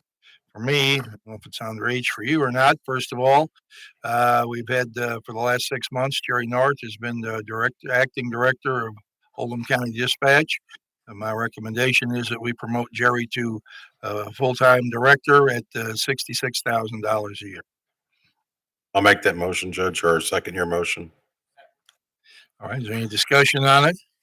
The only thing that Jerry will be responsible for at this point, because when we first hired him, there was a combination of EMA and Yeah, well, he's still EMA director as well. He's involved. paid for that in addition to this. No, this is his total pay. This is the total pay.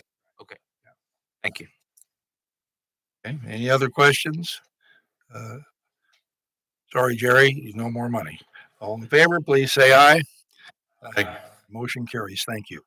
And then we'd like to recommend that Mickey Tolles, our longtime employee at Oldham County, be promoted to assistant dispatch director.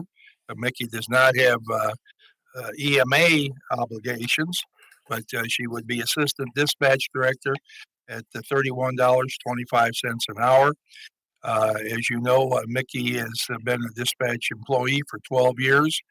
She's completed over 595 hours of training through the Kentucky Law Enforcement Career Council Development Program, and has the unique distinction of being the only dispatcher in the state of Kentucky who have completed all 6 parts of the dispatch career training program. So Mickey is extremely well qualified, and I know she'll do an excellent job as an assistant to Jerry. Motion, we promote Mickey Toast to Assistant Dispatch Director. Second. Any discussion on that? All in favor, please say aye. Aye. Anyone opposed? Motion carries. Thank you. One question, Judge, and I assume at the end of the story, then Jerry stays in charge of MA, whatever, emergency management. That's right. As well as he stays in charge of dispatch, and Mickey becomes his deputy assistant of that. Right. Okay, end of story, that's where it ends. Right. Thank you. That's right. Question, Judge. Yes, sir. too. Yes, ma'am. I wanted to ask Tina if this followed along with our handbook of the pay. It did. Okay, thank you. Right. Right. We're all in compliance there. All right. Now it's, I'm going to ask that, pardon? Oh, excuse me. Road Department. Did I miss? Okay. Road Department.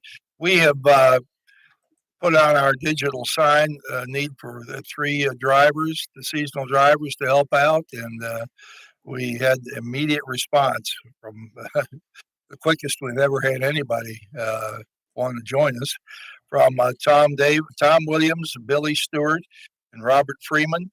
They're all CDL qualified to be driving if we have need for them during inclement weather here, assuming we have any snow, any salt to distribute.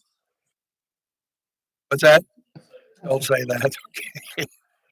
Well, there's going to be some. We can't help it. We just don't know how much. So anyway, I'd like to recommend we hire these individuals. I'll second it. All right. All in favor, please say aye. Aye. Motion carries. Thank you.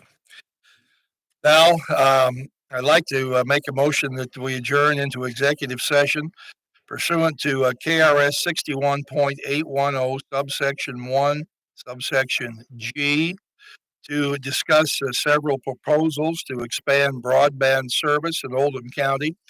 What these proposals would be, we're going into executive session because they would be compromised by an open discussion of the proposals. Second. Motion, we do that. So moved. Favor, please say aye. We're going into the people in the executive session are going to be Stan Clark, Melissa Horn, John Carter, Russ Rose, Kevin Nuss, and Rich Hollander if he happens to be here. So we'll go. Thank you.